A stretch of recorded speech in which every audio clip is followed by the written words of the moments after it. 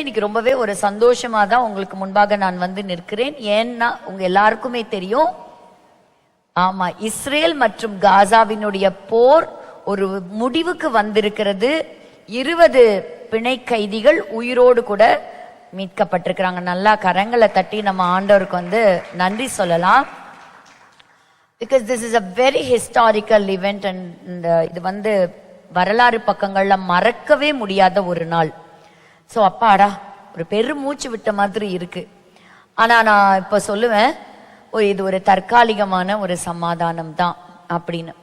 இப்போ நம்ம இந்த யுத்தம் ஆரம்பிச்ச காலத்துல இருந்து பல விதமான கருத்துக்கள் எல்லா இடத்துலயும் ஸ்ப்ரெட் ஆனதை நம்ம பார்த்தோம். இதுதான் 3வது உலக போர். இப்ப தொடங்கி இருக்கிற இந்த போர் எல்லா பக்கம் பரவ போகுது. ஆண்டவரோட வருகை வந்துருச்சு. அவங்க வந்து 3வது டெம்பிளை கட்ட போறாங்க. இந்த யுத்தம் தான் கோகு மாகோகு வார். பட் நம்ம வேதத்தின் அடிப்படையில பார்க்கும்போது இந்த அத்தனை ஸ்டேட்மெண்ட்டுமே ஃபால்ஸ். எப்பவுமே நான் சொல்லிட்டே இருந்தேன், கிடையவே கிடையாது. இது கோகு மாகோகு யுத்தங்கள்லாம் ஒன்றும் கிடையாது. இது உலக போர்லயும் போய் முடியாது. ஏன்னா நம்ம கிட்ட எவிடன்ஸா இருக்கிறது இந்த வசனம் தான் ஆதாரம். ஸோ இந்த வசனங்களின்படி பார்க்கும் பொழுது அவங்க வந்து ஒரு சமாதானத்துக்கு கடந்து போய் தான் ஆகணும். டெம்பிள் கட்டணும்னு அவங்க நினைக்கிறதெல்லாம் உண்மைதான். யாருக்கு தான் ஆசை இருக்காது? இந்த அளவுக்கு அவங்க எல்லாத்தையும் இன்னைக்கு கைக்குள்ள கொண்டு வந்திருக்கிறாங்க. அப்ப அவங்க கிட்ட இருக்கக்கூடிய இன்னைக்கு ஒரே ஒரு குறை, அவங்க கிட்ட அந்த தேவாலயம் இல்லைங்கிறது தான். அது நடக்கும். ஆனா அதுக்கான முயற்சிகள் அவங்க நிச்சயமா எடுக்கத்தான் போறாங்க. ஏன்னா அதுக்கான எல்லா ஆயத்த பணிகளும் ரெடியா இருக்கு. அதுக்குன்னு ஒரு டெம்பிள் இன்ஸ்டிடியூட், அதுக்குன்னு ரிசர்ச் சென்டர்ஸ், வேதத்தின் அடிப்படையில எல்லா அதுக்கு அந்த தேவாலயத்துல இருந்த எல்லா பொருட்களையும் என்ன செஞ்சுட்டாங்க, அந்த ஸ்பெசிபிகேஷன்ஸ் படியே அவங்க செஞ்சு ரெடியா தான் வச்சிருக்கிறாங்க. இப்ப நடக்கும். பட் அதே சமயத்துல இந்த யுத்தம் ஒரு முடிவுக்கு வரும் அப்படிங்கிறது போலவே கர்த்தர் இதை ஒரு முடிவுக்கு கொண்டு வந்திருக்கிறார். முடிவு என்று சொன்னால் இது நிரந்தர முடிவல்ல, இது ஒரு தற்காலிகமான ஒரு முடிவு தான். But it is a very very happy news for everybody. It's a joy of celebration. கொஞ்சம் யோசிச்சு பாருங்க, அக்டோபர் 7, 2023 அந்த நாள் என்ன அப்படின்னா, இன்னைக்கு நம்ம தியானிக்கிறோமே இந்த சுக்கோத் பண்டிகையினுடைய கடைசி நாள். அன்னைக்குதான் இந்த மிகப்பெரிய தாக்குதல் நடந்து கிட்டத்தட்ட 1700 மரித்து, அவங்க ஒரு 250 மெம்பர்ஸ் அவங்க பிணை கைதிகள் அவங்க கொண்டு போகப்பட்டு, அப்படி ஒரு பெரிய இழப்பு சந்தித்த ஒரு நாள். தீவிரவாதிகள், ஹமாஸ் பயங்கரவாதிகள் செய்த ஒரு கொடூர செயல் அப்படின்னு சொல்லணும். ஆனா இந்த யுத்தம் ஒரு முடிவுக்கு வந்து ஒரு லிவிங் ஹாஸ்டேஜ் கூட பயங்கரவாதிகளுடைய கைகளுக்கு விட்டு கொடுக்காம அத்தனை பிணை கைதிகளையும் மீட்டெடுத்தாங்க. எந்த நாள்ல தெரியுமா? இதே சுக்கோத் பண்டிகையின் இதே கடைசி நாள். நேற்றுக்கு தான் முடிஞ்சிருக்கு. இது யோசிச்சு பாருங்க, என்ன ஒரு ஆச்சரியம். எனக்கு எப்படி இருக்கு அப்படின்னா, நம்ம வந்து எகிப்து தேசத்துல இஸ்ரவேலர்கள் இருந்தப்போ அவங்கள வெளியே கொண்டு வந்ததை நம்ம பார்க்கல. பார்வோனையும் நம்ம பார்க்கல, மோசேவை பார்த்ததில்ல, 10 வாதைகளை பார்த்ததில்ல. அடுத்தது பாபிலோன் தேசத்துக்கு அவங்க 70 வருஷம் சிறையிருப்புல இருந்துட்டு 70 இயர்ஸ் கழிச்சு அந்த சிறையிருப்பு தாண்டி அடிமைத்தனத்திலிருந்து விடுதலையானத நம்ம பார்த்ததில்ல. சைரஸ நம்ம மீட் பண்ணல. கோரேஸ் மன்னனை பார்த்தோமா? கோரேஸ மீட் பண்ணல. எப்படி அது நடந்திருக்கும்? யூகிச்சே பார்க்க முடியல. ஆனா இன்னைக்கு நீங்களும் நானும் வாழ்கிற நாட்கள் வந்து ரொம்ப ஆச்சரியமான நாட்கள். நான் நினைக்கிறேன் நிறைய பேர் இந்த நாளை பார்க்க ஆசைப்பட்டிருப்பாங்கன்னு. ஆனா நம்முடைய கண்கள் அதை பார்த்து செய்திகள் கேட்டது வந்து ரொம்ப ஆச்சரியமா இருக்கு. ஏன்னா நம்ம வந்து ரொம்ப அப்சல்யூட்டாவே ஒரு ப்ராஃபட்டிக்கல் பிப்ளிக்கல் டைம்ல நம்ம இருக்கிறோம். ஏன்னா இந்த ஹாஸ்டேஜஸ் உடைய ரிலீஸ்க்கு காரணமா இருந்தது அமெரிக்க தேசத்தினுடைய பிரசிடென்ட் டொனால்ட் ட்ரம்ப். அந்த டொனால்ட் ட்ரம்ப் அவங்க பாருங்க, இந்த ஹாஸ்டேஜஸ் இங்க ரிலீஸ் ஆகும்போது அமெரிக்கால இருந்து பறந்து இஸ்ரேல் நாட்டுக்கே வந்துட்டாரு. வந்து அங்க இருந்து ஹாஸ்டேஜஸ் எல்லாம் ரிலீஸ் ஆனதுக்கு அப்புறம் அந்த ஹாஸ்டேஜஸ் அவங்கள சார்ந்த குடும்ப நபர்கள் எல்லாத்தையும் அவர் வந்து சந்தித்து உரையாடி விட்டு கடந்து போனார். அப்ப அவர் உள்ள வரும்போது எல்லாருமே பெரிய பெரிய பில் போர்ட்ஸ் வச்சிருக்கிறாங்க. எப்படின்னா, the king Cyrus is alive, king Cyrus is alive அப்படின்னு போட்டிருக்காங்க. அப்படி நமக்கு சிலுத்திருச்சுன்னு சொல்லணும். அப்போ ஒவ்வொரு காலகட்டங்களையும் ஆண்டவர் வந்து எவ்வளவு அழகா செய்திருக்கிறாங்க. ஒருவேளை இந்த பைபிளுக்கு இன்னொரு எக்ஸ்டென்ஷன்லாம் இருந்திருந்தா இன்னைக்கு நடந்த சம்பவங்களும் இதுல வந்து அடுத்தடுத்த தலைமுறைகள் வந்து படிச்சிருப்பாங்க இத்தனாம் தேதி. ஆனா அப்பதான் நான் யோசிச்சு பார்த்தேன், அதையும் ஆண்டவர் 2 வசனத்துல எழுதி வச்சிருந்திருப்பார். ஒரு முறை பயங்கரவாதிகள் வந்தார்கள், தாக்குதல் நடத்தினாங்க. 2 ஆண்டு காலங்களாக இத்தனை பேர் பிணை கைதிகளா இருந்தாங்க. அப்பொழுது கர்த்தர் ஒரு மனுஷனை எழுப்பினார். அந்த மனுஷனுடைய தலைமையினாலே உதவிகளை அனுப்பினார். அவர்கள் பிணை கைதிகளை மீட்டு கொண்டனர். இப்படிதான் ஒரு வசனம் இருந்திருக்கும். ஆனா இந்த 2 வருஷம் அவங்க பட்ட பாடு, கடந்து வந்த பாதைகள், அவங்க சந்தித்த ஏளனங்கள், இன்னைக்கு எல்லாருடைய பகையும் சம்பாரிச்சு இன்னைக்கு நிக்குது அந்த தேசம். இதுக்கு வந்து நீங்களும் நானும் தான் சாட்சி. அப்படி ஒரு பக்கம் ஆட் ஆயிருந்தா இந்த சம்பவம் ஆட் ஆயிருக்கும் இஸ்ரவேலர்களுடைய பக்கங்கள்ல. அதனால இன்னைக்கு வந்து நம்ம நிக்கிறது வந்து it's a truly very historical moment. எனக்கு வந்து ஒன்னே ஒன்று அங்கலாப்பு தான் இருந்தது, அந்த டைம்ல நம்ம இஸ்ரேல் இல்லாம போயிட்டோமே அப்படின்னு தான் அது ஒண்ணுதான் எனக்கு ஒரு இது இருந்தது. பட் அந்த அளவுக்கு ஐ வாஸ் so ஹாப்பி. சரி, இப்ப சுக்கோத் பண்டிகை அப்படின்னு பத்தி பேசினதுனால இன்னும் ஒரு சில தகவல்களை இன்னைக்கு நம்ம தெரிஞ்சுக்கிட்டு இன்னைக்குள்ள கரண்ட் நியூஸையும் நம்ம வேகமாய் பார்த்து நம்ம முடிச்சிடலாம். அப்ப படிக்க பார்க்கும் பொழுது இந்த பண்டிகைகள் ரொம்ப ரொம்ப இம்பார்ட்டண்டா இல்லையா? நம்ம கண்ணு முன்னாடியே இப்படி ஒரு பண்டிகையில பிணைக்கைதிகள் விடுதலை ஆக்கப்படுறாங்க. அதான் இது எதேச்சியா நடந்திருக்கும்னு நினைக்கிறீங்களா? It is in God's ordained days நீங்க நினைக்கிறீங்களா? It's God's appointed days. இது கர்த்தர் நியமித்த நாளுன்னு தான் சொல்லணும். ஏன்னு கேட்டீங்கன்னா, இதுல முயற்சி எடுத்து இவங்களை வெளியே கொண்டு வந்த நாடுகளை பாத்தீங்கன்னா சொல்றாங்க சாத்தியமே கிடையாதுங்க, இப்படி ஒரு வாய்ப்பு வரவே முடியாது, ஹமாஸ் நிச்சயமா இதுக்கு ஒத்துருக்கவே முடியாது. ஆனா அது நடந்தது. அநேகர் சொன்னாங்க there's no chance at all, Hamas ஆவது பிணை கைதிகளை விட போறதாவது. ஆனா கரெக்டா அதே பண்டிகையில எப்ப பிடிச்சிட்டு போனாங்களோ அதே பண்டிகையில ஆண்டவர் மீட்டு கொடுத்தார். ஹல்லேலூயா. சரி, இப்ப வந்து சில கேள்வி பதில் அப்படி வச்சு சில விஷயங்களை படிக்க போறோம். சோ கொஸ்டின் நம்பர் 1, இப்ப கர்த்தருடைய பண்டிகைகள் லேவியராகமம் 23 நம்ம படிக்கிறோம். இந்த 7 பண்டிகைகளுமே எப்படிதான் இது கர்த்தருடைய பண்டிகை. சோ முதல் மாதம் மற்றும் 7வது மாதம், இடைப்பட்ட மாதங்கள் என்ன மாதம்? அது சபையின் காலம். அத நீங்க ஞாபகம் வச்சுக்கணும், சரியா? அந்த இன் பிட்வீன் டேஸ் வந்து சபையின் காலம். சோ இந்த முதல் மாசம் அதாவது பஸ்கா பண்டிகை, அதுதான் பாஸ் ஓவர். நம்ம இன்னைக்கு ஃபீஸ்ட் ஆஃப் டேபர்நாக்கிள் பத்தி படிக்கிறனால அதை பத்தி மட்டும்தான் படிப்போம். பட் நான் திரும்ப ஏன் நான் சொல்றேன்னா, இது உங்க மைண்ட்ல வந்து அது 100% உங்க மைண்ட்ல அப்படியே ஸ்டோர் ஆயிரணும், சரியா? சோ ஃபர்ஸ்ட் வந்து என்னது? பஸ்கா. நான் வந்து ஹீப்ரூல நான் உங்களுக்கு வந்து சொல்றேன். இந்த பஸ்கா பண்டிகை இயேசு கிறிஸ்துவுக்குள்ள நிறைவேறி முடிஞ்சிருச்சா? சரி, டேட் டக்குன்னு சொல்லிருங்க பார்க்கலாம், இது எந்த டேட்டுன்னு. முதல் மாதம் 14ஆம் தேதி. அடுத்தது வந்து என்ன? புளிப்பில்லா அப்ப பண்டிகை.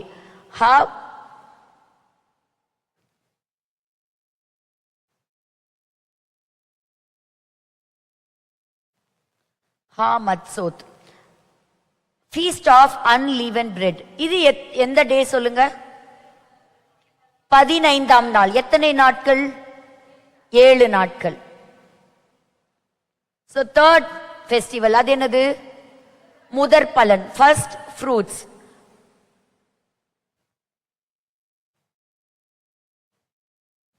பிக்குரிம், BIKKURIM. இது ஒவ்வொன்றுக்கும் ஒவ்வொரு அர்த்தம் இருக்கு. நம்ம அப்படி படிக்க நம்ம அதை கத்துக்கலாம். அடுத்தது ஃபோர்த் ஒன் என்னது? பென்டெகாஸ்ட்.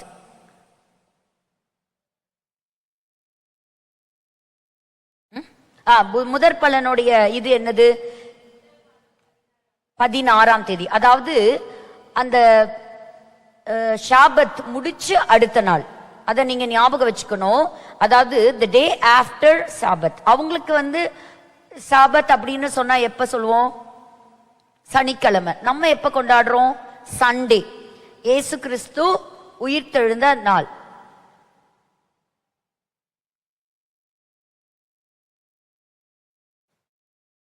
அடுத்தது பெந்தேகோஸ்தே பண்டிகையும் எப்படிதான்? பென்டெகாஸ்ட்.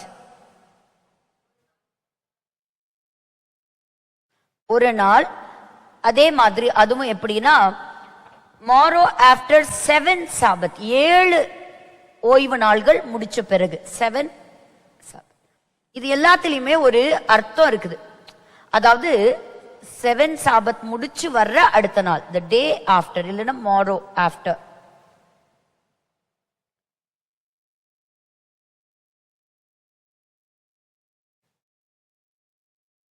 ஐந்தாவது என்னது?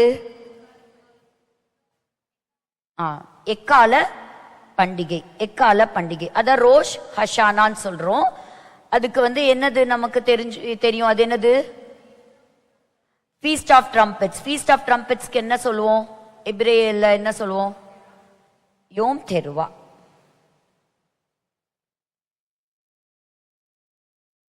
இல்லைன்னா ரோஷ் ஹஷானா.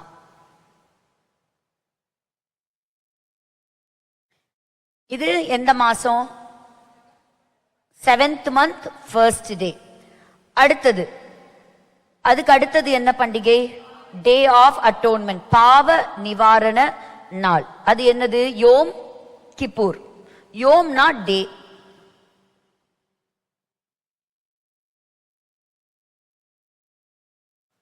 கடைசி பண்டிகை எது? கூடார பண்டிகை. அது என்னது? சுக்கோத். இந்த 4 பண்டிகை எல்லாமே முடிஞ்சிருச்சு. It's all fulfilled. முடிஞ்சிருச்சா? ஆமா, இது எல்லாமே நிறைவேறி விட்டது. யார் மூலமா?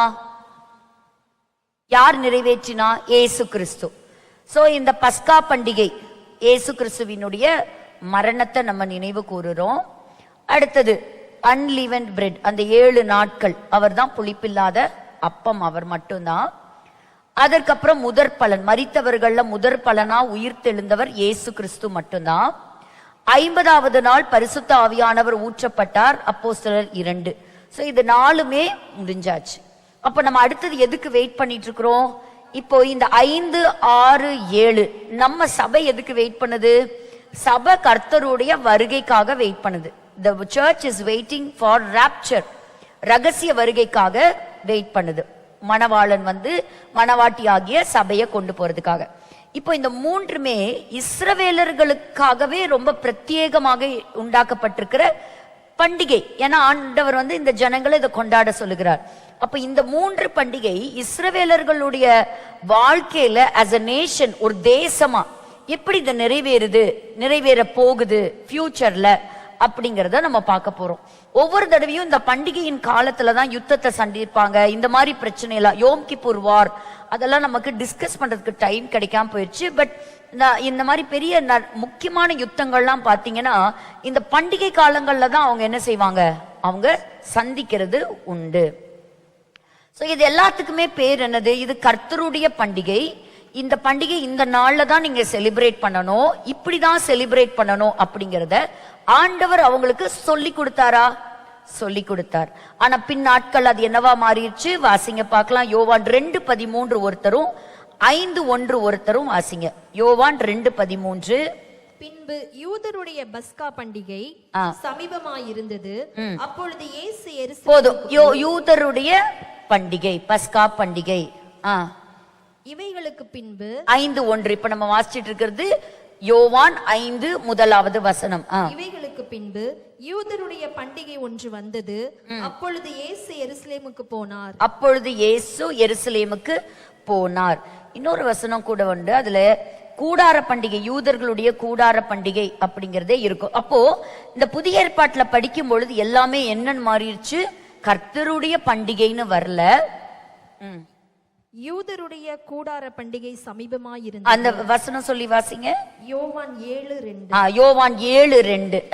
யூதருடைய கூடார பண்டிகை சமீபமாயிருந்தது.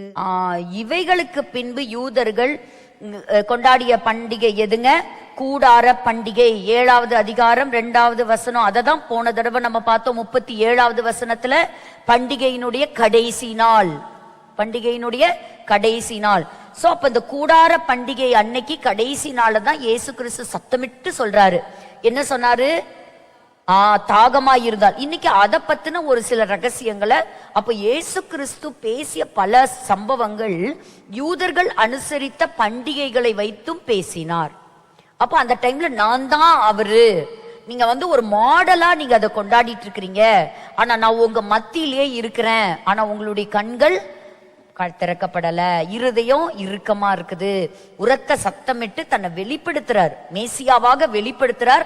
ஆனா அவர் மேசியாவாக அறிந்து கொள்ளவோ அவரை ஏற்றுக்கொள்வதற்கோ அன்னைக்கு யூதர்களுக்கு என்ன இல்லாம போயிருச்சு? மனசு இல்லாம போயிருச்சு. சரி, இது ஒன்று கற்றுக்கொண்டோம். மூன்றாவது கேள்வி, யூதர்கள் இந்த 3 பண்டிகைக்கும் என்ன செய்வாங்க? அவங்க கடந்து போவாங்க. எங்க போவாங்க? எருசலேமுக்கு போவாங்க. சோ எத்தனை பண்டிகைகளுக்கு அவங்க கட்டாயமா போவாங்க? அத போன வாரமே நம்ம படிச்சோம். உபாகமம் 16:16 நம்ம படிச்சிட்டோம் இல்லையா? சரி, அப்படி போகும்போது அவங்க பலி செலுத்துறதுக்கு என்ன கொண்டு போவாங்க? ஒண்ணுமே கொண்டு போக கூடாது. they will go empty handed. ஓகேவா? அந்த சமயத்துல அவங்க வந்து ஆண்டவருக்கு முன்பாக போகும் பொழுது, அப்ப அந்த நாட்கள்ல அவங்க என்ன செய்வாங்க? பிரதான ஆசாரியன் இவங்களுக்காக செய்யக்கூடிய பலிகளை பாக்குறோம். இப்ப ஆனா பலிகளை பத்தி எழுதியிருக்கு. இன்னைக்கு பலிகளை பத்தி what are the different type of சாக்ரிஃபைசஸையும் நம்ம இன்னைக்கு பார்க்கலாம். சோ ஆண்டவர் அந்த சமயத்துல இவங்களை பாதுகாப்பேன்னு சொன்னாரா? பண்டிகைக்கு நீ கட்டாயம் நீ ஊருக்கு வரணும், நீ ஊருக்கு வரும்போது நான் உன் தேசத்தை நான் என்ன செய்வேன்? பாதுகாப்பேன் அப்படின்னு சொன்னாரு. இப்ப பாருங்க, அதை எங்க வாசிச்சோம்? யாத்ராகம புஸ்தகம் 34:24. இதுதான் முக்கியமான லார்ட்ஸ் கேர். ஆண்டவர் சொன்னாரு, நான் உங்களை பாதுகாப்பேன். Lord's care. அந்த வசனத்தை இன்னொரு தடவை வாசிச்சிடலாமா? நான் புறஜாதிகளை உங்கள் முன்னின்று துரத்திவிட்டு உங்கள் எல்லைகளை விஸ்தாரமாக்குவேன். வருஷத்தில் 3 தரம் உங்கள் தேவனாகிய கர்த்தருடைய சந்நிதிக்கு முன்பாக காணப்பட போயிருக்கும் போது ஒருவரும் உங்கள் தேசத்தை இச்சிப்பதில்லை. அந்த நாட்கள்ல தான் இப்படி பிணைக்கைதிகளை பிடிச்சிட்டு போனாங்க, அட்டாக் எல்லாம் நடந்தது. ஆனா கர்த்தர் மீட்டு கொண்டு வந்து அந்த தேசத்தை பாதுகாத்தாரா? ஜெயத்தை கொடுத்தாரா? அவங்களுக்கு விரோதமா பல தேசங்கள் எழும்பினாங்க. 1 அல்ல 2 அல்ல. தி என்டையர் இஸ்லாமிக் ரெஜிம், இஸ்லாமியர்களை சார்ந்த நாடுகள் எல்லாமே இந்த இஸ்ரேலுக்கு எதிர்த்தா இருந்தது. எப்ப இத தாக்குதல் நடத்தினாங்க? இந்த பண்டிகையை தான் வச்சு தாக்குதல் நடத்தினாங்க. ஏன்னா அந்த டைம்ல அவங்க எந்த வேலை செய்ய மாட்டாங்க, உபவாசத்துல இருப்பாங்க, தேவாலயத்துல அவங்க காணப்படுவாங்க. அன்னைக்கு பாத்தீங்கன்னா ரோடெல்லாம் ஃப்ரீயா இருக்கும், ரோட்லயே சின்ன சின்ன குழந்தைங்க கூட விளையாடுவாங்களாம். அந்த அளவுக்கு என்ன செய்வாங்க? ரொம்ப கீழ்ப்படிதலோட அந்த நாட்களை அவங்க அனுசரிப்பாங்க. அவங்களுக்கு தெரியும் தங்களை சுத்தி இருக்கக்கூடிய ரீஜியன்ல இருக்கிறவங்க எல்லாருமே எப்படா இஸ்ரேலை நம்ம பிடிச்சு தம்சம் பண்ணலாம் காத்துக்கிட்டு இருக்கிற தேசம் தெரிஞ்சாலும் அவங்க என்ன செய்ய மாட்டாங்க? அவங்க வேலையை அவங்க பார்க்க மாட்டாங்க. அவங்க ஆண்டவர் சொன்ன அந்த ஓய்வு நாளை எப்படி ஆசரிக்கணுமோ ஒரு வேலையும் செய்யாம ஆசரிப்பாங்க. அப்ப ஆண்டவர் சொன்னாரு, உனக்கு ஆனா நான் என்ன தரேன்? உனக்கு கேரண்டி, வாரண்டி, கேரு எல்லாத்தையும் நான் கொடுக்கிறேன். நீ எதுவா இருந்தாலும் விட்டுட்டு என் சமூகத்துல வந்து காத்திரு. ஆண்டவர் இத செஞ்சாரா? அக்டோபர் 2023க்கான பதில நம்ம பார்த்தோமா? அப்போ கர்த்தர் வாக்கு தத்தங்களை நிறைவேற்றுகிற தேவன், அவர் பொய்யுரையாத தேவன். நான் தருவேன்னு சொன்னா தருவார், காப்பாற்றுவேன்னு சொன்னா காப்பாற்றுவார். அவர் தம்முடைய ஜனத்திற்காக எதை வேண்டுமானாலும் செய்வார். ஹல்லேலூயா. அப்ப நமக்குள்ள இதெல்லாம் பார்க்கும்போது ஒரு கான்பிடன்ஸ் என்ன வரணும். அதே போல அடுத்தது முக்கியமான நாட்கள்ல என்னது? அந்த 7வது நாள் அவங்க கர்த்தருடைய ஓய்வு நாள், அதான் ஷபாத். அவங்க என்ன செய்யணும்? அனுசரிக்கணும். அவங்க அனுசரிக்கிறாங்களா? ஆமா, அனுசரிக்கிறாங்க. அடுத்தது, இப்ப இத்தனை பண்டிகைகளை பார்த்தோமே, இதெல்லாம் இஸ்ரவேல் நாட்டுல கொண்டாடுறாங்களே, அப்ப நம்மளும் கொண்டாடணுமா? தேவையில்லை. ஏன்னா இதெல்லாம் இயேசு கிறிஸ்து நிறைவேற்றிட்டார். அப்ப எதுக்கு நான் தெரியணும்? இதிலிருந்து நம்ம லேர்ன் பண்ணணும். we should learn. கொலோசையர் 2:16-17 நம்ம படிச்சோமா இல்லையா? இந்த பண்டிகைகள்லாம் நீங்க சாதாரணமா எடுத்துக்காதீங்க. இந்த ஒவ்வொரு பண்டிகைக்கும் ஒரு அர்த்தம் இருக்குது. அதெல்லாம் கிறிஸ்துவுக்குள்ள என்னாகும்? ஃபுல்ஃபில் ஆகும்.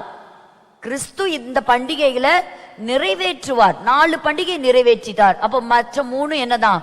நிறைவேற்ற போகின்றார். அப்போ அடுத்தது இந்த லாஸ்ட் 3 பண்டிகைகளை பற்றி நம்ம படிக்கும் பொழுது, முதல் நாளை சபைக்கு ரிலேட்டடா நம்ம பார்த்தோம். எப்படி தன்னுடைய சொந்த ரத்தத்தை அவர் சிந்தினார், அந்த ரத்தத்தின் மூலமாக சபையை கர்த்தர் சம்பாதித்தார் இல்லையா? ரத்தத்தை சிந்தி என்ன செஞ்சாரு? சபையை பெற்றெடுத்தார்.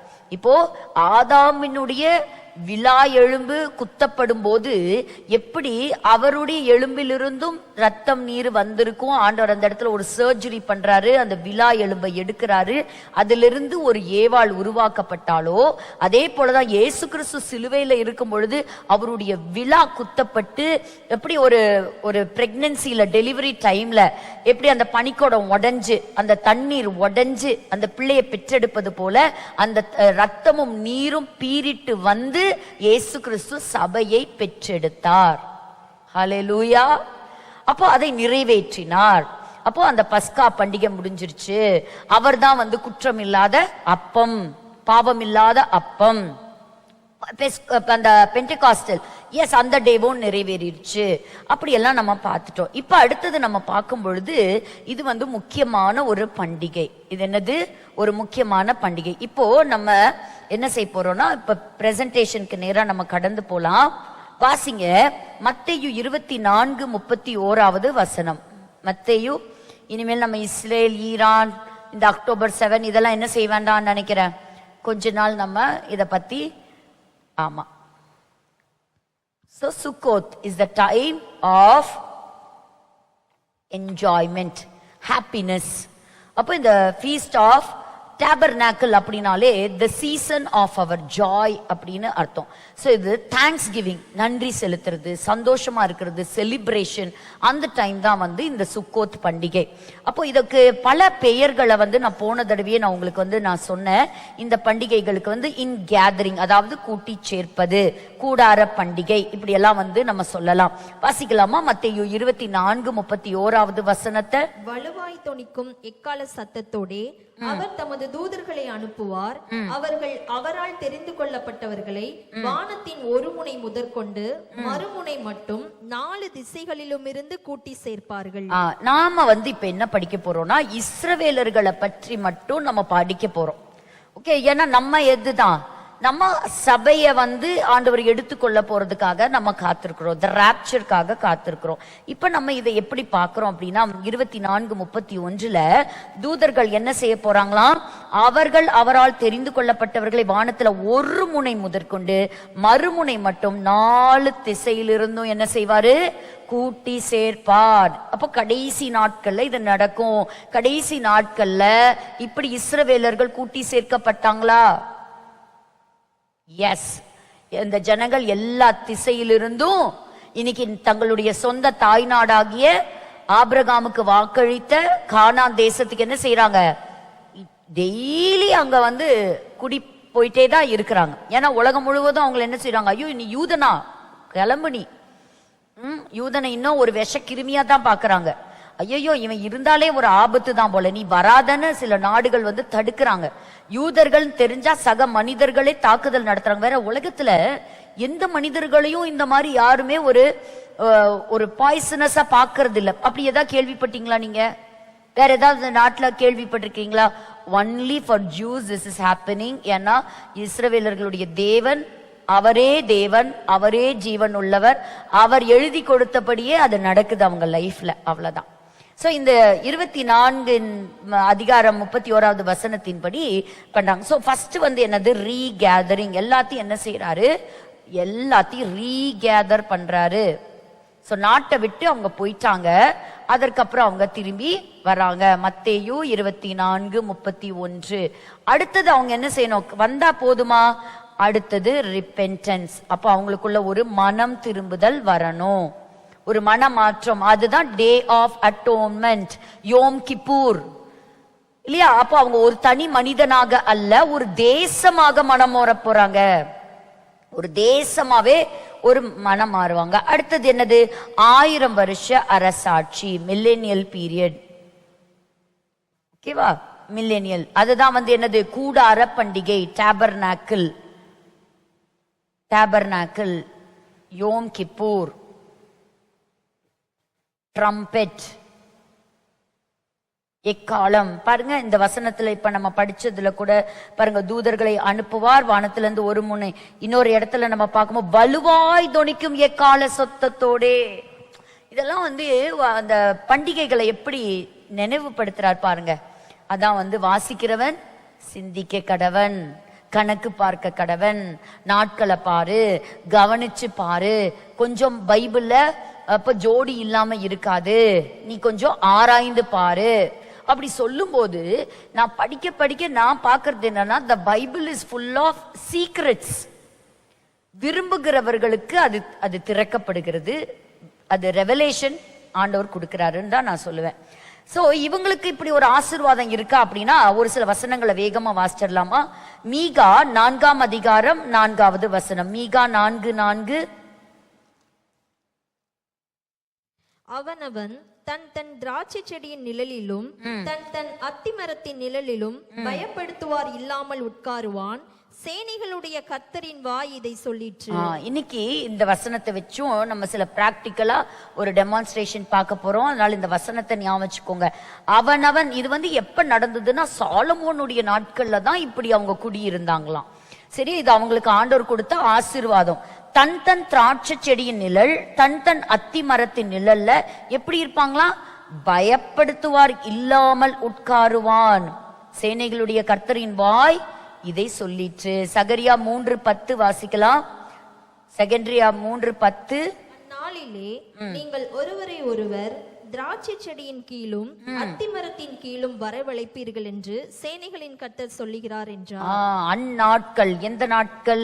இப்படிப்பட்ட ஃபீஸ்ட் ஆஃப் டேபர்நாக்கிள் வரும், ஒரு அமைதலான ஒரு சமாதானத்தின் நாட்கள் வரும். ஓசியா 12:9. ஓசியா 12:9.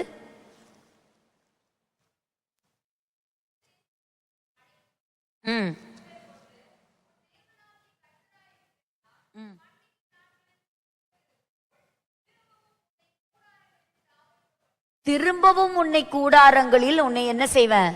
தாபரிக்க பண்ணுவேன். சோ இந்த இப்ப பாக்குற இந்த கூடாரம் எல்லாம் என்னதான்? ஒரு மாடல், ஒரு மாடல். அப்படின்னா என்ன?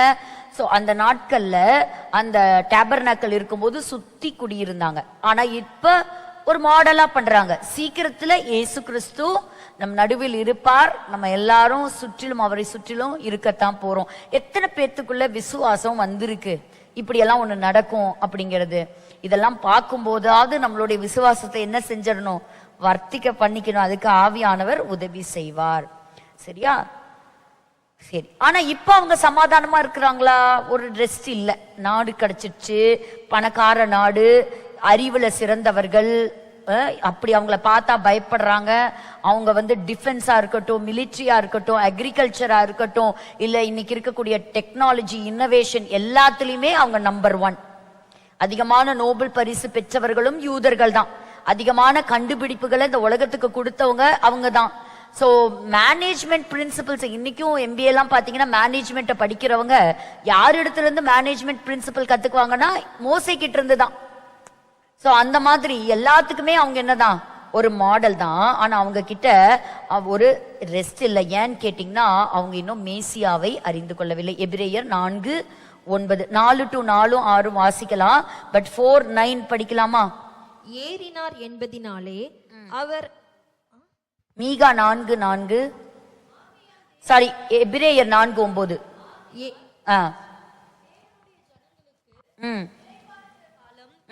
இனி வருகிறதா இருக்கிறது. தேவனுடைய ஜனங்களுக்கு எந்த காலம் வருதுங்க?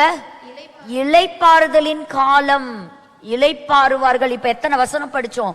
மீகா படிச்சோம், சகரியா படிச்சோம், ஓசியா படிச்சோம். ஆண்டவர் சொன்னாரு அவனவனுடைய சொந்த திராட்சை செடிக்கில இருப்பான். இப்படிப்பட்ட வசனங்கள் நிறைவேறுதல் இருந்தது. எப்ப? 40 வருஷம் சாலமோனுடைய அரசாட்சியின் காலத்துல எந்த யுத்தமும் பதிவாகவில்லை. ரொம்ப செழிப்பான வருஷங்களா இருந்தது. ஆனா அந்த நாட்கள் போயிருச்சு. பட் அந்த நாட்கள் திரும்பவும் இயேசு கிறிஸ்து அதற்கு ஒரு சாலமன் அதற்கு மாடலா இருக்கிறாரு. ஆனா ஜீசஸ் கிரைஸ்ட் அதை நிறைவேற்ற போகிறார்.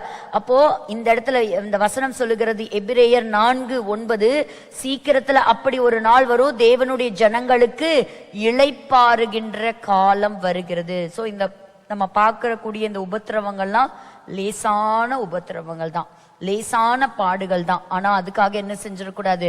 ஆண்டவரை விட்டு நம்ம தூரம் போயிடக்கூடாது, விசுவாசத்தை இழந்துடக்கூடாது, ஆண்டவர்கிட்ட கோவிச்சுக்கிட்டு பின்மாற்றத்துல நம்ம போயிடக்கூடாது. கொஞ்ச நாள் தான், இந்த கொஞ்ச நாள் தான். ஆண்டவர் அதே தாண்டக்கூடிய பலனை தருவார். ஆனா அதற்கு முன்பாக நம்ம பார்க்கும் பொழுது 4வது வசனத்திலிருந்து வாசிக்கும் போது சிலர் இன்னும் என்ன செய்யல, அவர் அந்த ஒரு திட நம்பிக்கைக்குள்ள வரல அவங்க. சரி, இப்போ அடுத்தது இந்த ஃபீஸ்டுக்குள்ள வரும் பொழுது நம்ம பார்த்தோம் நிறைய பண்டிகைகள்லாம் அவங்க ஆசரிச்சாங்க. ட்ரெடிஷன், கலாச்சாரம் அது உள்ள வந்துருச்சு நிறைய. இன்னைக்கும் பாருங்க, நம்மெல்லாம் ரட்சிக்கப்பட்டிருக்கோம், ஆண்டவரை சொந்த ரட்சகரா ஏற்றுக்கிறோம்.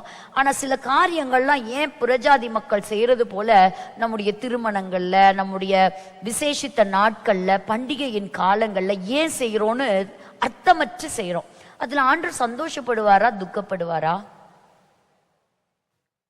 ஒரு மீனிங் இருந்தா பரவாயில்ல, இல்ல ஒரு ஜெனரல் அண்டர்ஸ்டாண்டிங் இருந்தா பரவாயில்ல. எதுக்கு அதை செய்யறோன்னே தெரியாது, பட் அதை செய்வோம். அப்போ அந்த சமயத்தில் நம்ம என்ன செய்யணும், மற்றவங்க செய்யறாங்களே நம்ம செஞ்சிடக்கூடாது, நம்ம சிந்திச்சு செயல்படணும். ஏன்னா ஆண்டவர் கண்டிச்சது பரிசேயர்களை பார்க்கும் பொழுது அவங்க ட்ரெடிஷன்ஸை ஃபாலோ பண்ணாங்க, ஆண்டவரை விட்டுட்டாங்க அப்படிங்கிறத பார்க்குறோம். இப்போ ஸ்லைடுக்கு நேராக போகலாமா?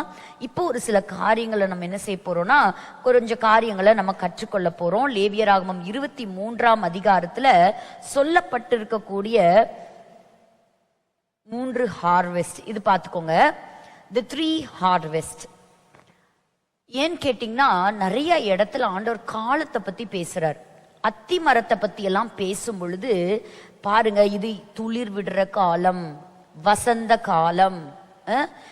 அப்ப அந்த காலங்கள், சில காலங்கள் கடந்து போயிருச்சு, சில காலங்கள் வந்துட்டு இருக்குது.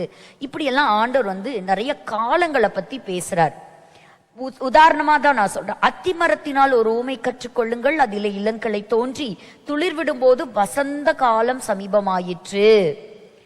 அப்போ அந்த வசந்த காலம் வரும் பொழுது அவர் சமீபமாய் வாசல் அருகே வந்திருக்கிறார் என்று அறியுங்கள். அப்போ இந்த காலத்தை வச்செல்லாம் பேசுறாரு, டிஃப்ரெண்ட் சீசனை பத்தி பேசுறாரு. இந்த சீசனை எப்படி புரிஞ்சுக்கிறது? இந்த 3 விதமான ஹார்வெஸ்ட், அதாவது ஃபர்ஸ்ட் வரக்கூடிய இம்பார்ட்டன்டான பண்டிகை எது அப்படின்னு கேட்டீங்கன்னா, இந்த பாஸ் ஓவர், பஸ்கா பண்டிகையின் காலம். அத பார்லியுடைய அறுவடை, த ஹார்வெஸ்ட், அதுதான் ஃபர்ஸ்ட் ஹார்வெஸ்ட். அதுதான் மொத்தம் 3 அறுவடை. ஆண்டவர் அடிக்கடி என்ன செய்வாரு, அறுவடைய பத்தியே பேசுவார் இல்லையா? அறுவடைய பத்தி நிறைய ஊமைகள் பேசுவாரு. ஜனங்களுக்கு உபதேசிக்கும் போது, அவங்களுக்கு கிங்டம் ஆஃப் காட் டீச் பண்ணும் போதெல்லாம் நிறைய அக்ரிகல்ச்சர், விவசாயத்தை பத்தி வைத்து நிறைய சொல்றாரு. இப்போ 3 நம்ம அறுவடையின் காலத்தை நம்ம தெரிஞ்சுக்கணும். சோ பாஸ் ஓவர் அப்படிங்கிறது எது? the feast of passover is harvest of barley. ரெண்டாவது, இந்த பெந்தேகோஸ்தே அந்த பண்டிகையின் காலத்துல இருக்கக்கூடிய அறுவடை ஹார்வெஸ்ட் எது அப்படின்னா, அப்போ வீட் எதுங்க? கோதுமை. அது இப்போ நம்ம எதுல இருக்கிறோம்? இப்ப எந்த பண்டிகை கொண்டாடிட்டு இருக்கிறோம்? இப்போ ஒரு பண்டிகை, இந்த டைம்லயும் ஒரு அறுவடை இருக்குது. அது என்ன அறுவடை அப்படின்னா, திராட்சை பழங்கள். அவனவனுடைய திராட்சை செடியின் கீழே என்ன செய்வான்? சுகமா இருப்பான். இப்போ இதெல்லாம் நிஜத்திலையும் இதேதான் அவங்களுடைய ஹார்வெஸ்ட். சோ அது என்னது? the feast of சுக்கோத், கூடார பண்டிகை. சோ 3 விதமான ஹார்வெஸ்ட் நம்ம என்ன செய்யணும், நம்ம ஞாபகம் வச்சுக்கணும். இந்த வசனங்கள்லாம் நம்ம எங்க படிக்கிறோம்? லேவியராகமம் 23ஆம் அதிகாரம். நம்ம ஏற்கனவே இதை படிச்சிருக்கிறோம் நினைக்கிறேன். 33 - 44 குறிச்சு வச்சுக்கோங்க, நீங்க அதை பார்க்கலாம். அப்போ எண்ட் ஆஃப் சம்மர். அப்போ இந்த இடத்துல நம்ம பார்க்கும் பொழுது the feast of tabernacle, கூடார பண்டிகை. அப்போ அவங்க வனாந்தரத்துல 40 வருஷ காலங்கள் இருக்கும்போது ஆண்டவர் அவங்களோட இருந்தார். சோ எல்லாத்துக்குமே நிழலா என்ன செய்யறாங்க? 40 வருஷம் வெயில் ஆகிலும் நிழலா இருந்து ஆண்டவர் என்ன செஞ்சாரு? அவங்கள காத்து நடத்தினார். அப்போ இரவுலையும் காத்தாரு, பகல்லையும் அவர்களை காத்தாரு. அது போல இந்த டேபர்நாக்கிளை சுத்தி தான் பாருங்க, இங்க ஒரு படம் போட்டிருக்கு பாருங்க. இந்த படத்தை சுத்தி தான் என்ன செய்வாங்க? 12 கோத்திரங்களும் பிரிஞ்சு 4 என்ன செய்வாங்க? அவங்க குடியிருப்பாங்க. So 4 into 3, so totally 12 tribes அவங்க இருப்பாங்க. ப்ராமிஸ்ட் லேண்ட் போற வரைக்கும் அவங்க என்ன செஞ்சாங்க? அதுக்கப்புறம் என்ன செஞ்சாங்க? இந்த மாதிரி குட்டி இந்த டேபர்நாக்கிள் பூத் எல்லாம் கட்டி அவங்க என்ன செஞ்சாங்க? குடியிருக்க ஆரம்பிச்சாங்க. சோ அத அவங்க இது பண்ணாங்க. இப்போ முக்கியமான இந்த 7 days. சோ எத்தனை நாள் அவங்க கூடாரத்துல இருப்பாங்க? இந்த 7 நாட்கள் அவங்க கூடாரத்துல இருப்பாங்க. இந்த 7 நாள் கூடாரத்துல இத பாத்தீங்கன்னா இப்போ உங்களுக்கு இயேசு கிறிஸ்துவினுடைய இந்த மரணம் சமயத்துல நடந்த சில சம்பவங்கள் உங்களுக்கு புரியும். என்கிட்ட எக்ஸாக்டா இதுல சொன்ன மாதிரியான இலைகள் இல்ல, ஆனா ஒரு சில இலைகள் வந்து நான் உங்களுக்கு கொண்டு வந்திருக்கிறேன். அப்போ இதுல என்ன பண்ணுவாங்கன்னா,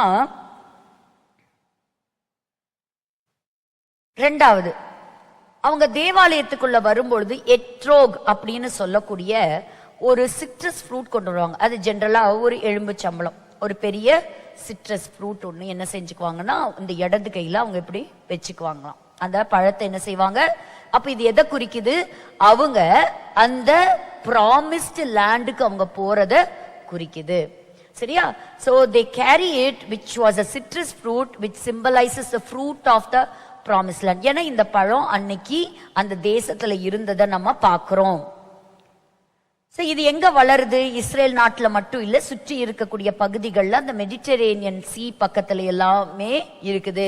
இது எப்பவுமே ஒரு நம்ம ஊர்ல கூட எல்லாத்துக்கும் லெமன் யூஸ் பண்றாங்கல்ல, பட் எதுக்கு யூஸ் ஆமா, இது பார்க்கும்போது தான் நமக்கும் தெரியுது பாருங்க. சோ அவங்க வந்து this symbolizes the promises. So நமக்கு ஒரு எதிர்காலம் இருக்குது, நமக்கு ஒரு ஃபியூச்சர் ஹோப் இருக்கு அப்படின்னு சொல்லக்கூடிய ஒன்று.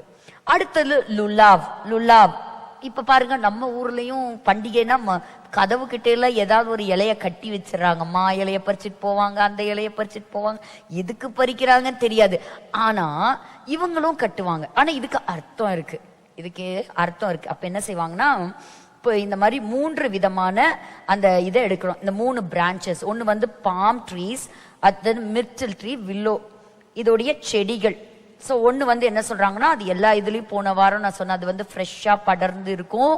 ஸோ 3 விதமான மரத்தினுடைய இல்ல செடிகளுடைய இலைகள், அந்த இலைகளை எடுத்து என்ன செய்யறாங்க, ஒரு கோல்டன் த்ரெட் எடுத்து, இந்த கோல்டன் த்ரெட் எடுத்து இதை வந்து நல்லா கட்டிடுறாங்க. ஸோ இந்த பண்டிகையை இப்படித்தான் அவங்க கொண்டாடுறாங்க, கூடார பண்டிகையை அவங்க வந்து இப்படி செலிப்ரேட் பண்றாங்க. ஸோ இதை வந்து நல்லா ஒரு கோல்டன் த்ரெட் போட்டு, ஸோ ஆண்டவருக்கு முன்பாக வரும்போது என்ன பண்ணுவாங்கன்னா, they will rejoice. இது வந்து ஒரு சந்தோஷமான நாட்கள். நமக்கும் வந்து தெரிய மாட்டேங்குது பாருங்க, இயேசு கிறிஸ்துவினுடைய பவனி வரும்பொழுது எல்லா சர்ச்சஸ்லயும் என்ன செய்வாங்க, இனிமேல் அர்த்தத்தோட நம்ம இதை செய்யலாம். இத்தனை நாள் நம்ம எதுக்கு அதை இப்படி இதை வச்சிருந்தாங்கன்னு தெரியாது, ஆனா நம்ம இனிமேல் ஒரு அர்த்தம். ஏன்னா ஜீசஸ் இஸ் த டேபர்நாக்கிள், அவர் தான் அந்த ஆசரிப்பு கூடாரம் நமக்கு இல்லையா. இப்படி ஒரு கையில இதை வச்சுக்கிட்டு இன்னொன்னு என்ன செய்வாங்க, இந்த பழத்தை, இந்த சிட்ரஸ் ஃப்ரூட்டை என்ன செய்வாங்க, இதை வந்து இதை டேர்ன் பண்ணுவாங்களாம். இதை வந்து ரைட் சைடு அப், ஏதோ அந்த பழத்துக்கு அதை வந்து இப்படி மேல வச்சுட்டு என்ன செய்வாங்க, இந்த இலைகளை இப்படி அவங்க வந்து ஆட்டுவாங்களாம், அசைவாட்டுவாங்களாம் டெம்பிளுக்கு வரும்பொழுது. ஸோ இதை வந்து அவங்க செய்யறது உண்டு. அப்போ அன்னைக்கு அந்த மக்கள் அந்த அந்த அந்த ஆலயத்துக்குள்ள, அந்த பிரகாரங்களுக்குள்ள வரும்போது என்ன செய்வாங்க, இப்ப நம்மளும் பார்த்துருக்கிறீங்களா, இந்த புறஜாதியார் வந்து அவங்க கோவிலுக்கு போகும்போது இப்படி சுத்தி வருவாங்க. அந்த மாதிரி இவங்க வந்து சர்க்கிளா இப்படி சுத்தி வருவாங்க. நான் நினைக்கிறேன் யூதர்கள் கிட்ட இருந்து. ஸோ இதை என்ன செய்யறாங்க, இதை அசைவாட்டுறாங்க, இதை கையில வச்சிருக்கிறாங்க. ஸோ அவங்க வராங்க. ஸோ இதுவெல்லாம் வந்து எதை குறிக்குது அப்படிங்கிறத நம்ம பார்க்கும் பொழுது அவங்களுடைய கடந்த கால வாழ்க்கையை குறிக்குது.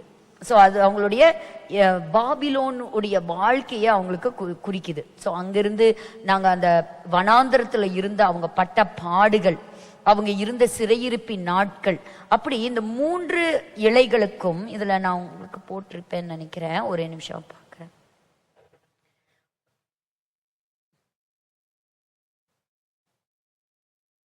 பாருங்க. ஒரு சிட்ரஸ் ட்ரீல இருந்து என்ன செய்யறாங்க, லேவியராகமம் 23ஆம் அதிகாரம் 40வது வசனத்துல பாக்குறோம்.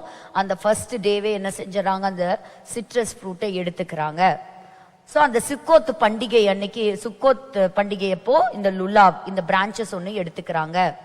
சோ இது எதுக்கு, இப்படி அவங்களுடைய இந்த கலெக்ஷன் ஆஃப், இது வந்து ஒவ்வொன்றும் அவங்களுடைய ஒவ்வொரு விதமான வாழ்க்கையை குறிக்குது. போன வாரம் நான் இந்த இதுக்கு ஒரு பிபிடி போட்டிருந்தேன், இருக்கான்னு பார்ப்போம். சார் அது வரும்போது நான் உங்களுக்கு சொல்றேன். சோ அதை பண்றாங்க.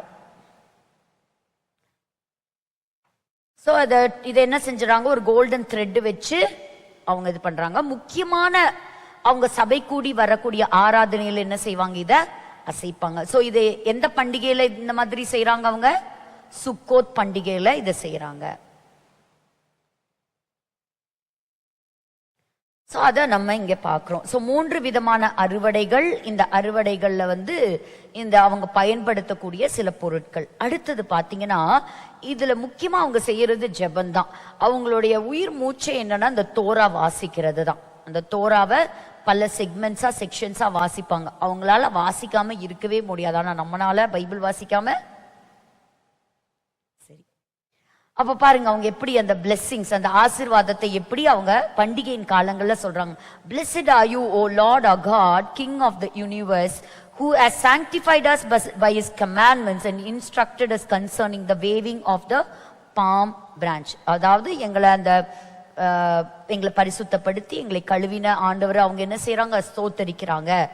அதுக்கப்புறம் தான் அவங்க சொல்றாங்க, Blessed are you, O Lord our God, King of the universe, for keeping us in life, for sustaining us and for helping us reach this day. இதுவரைக்கும் எங்களுக்கு உதவி செய்தீர், இந்த நாளிலும் எங்களை பத்திரமா காத்து கொண்டீங்க அப்படின்னு சொல்லி என்ன செய்யறாங்க, அசைவாட்டி நன்றி சொல்றாங்க. அத நம்ம இங்க பாக்குறோம். இத நம்ம பார்த்தோம். ஒரு சர்க்குலர் மோஷன்ல ஒவ்வொரு நாளும் என்ன செய்வாங்க. அப்போ அந்த சமயத்துல அவங்க ஒரு பிரேயர் பண்றாங்க.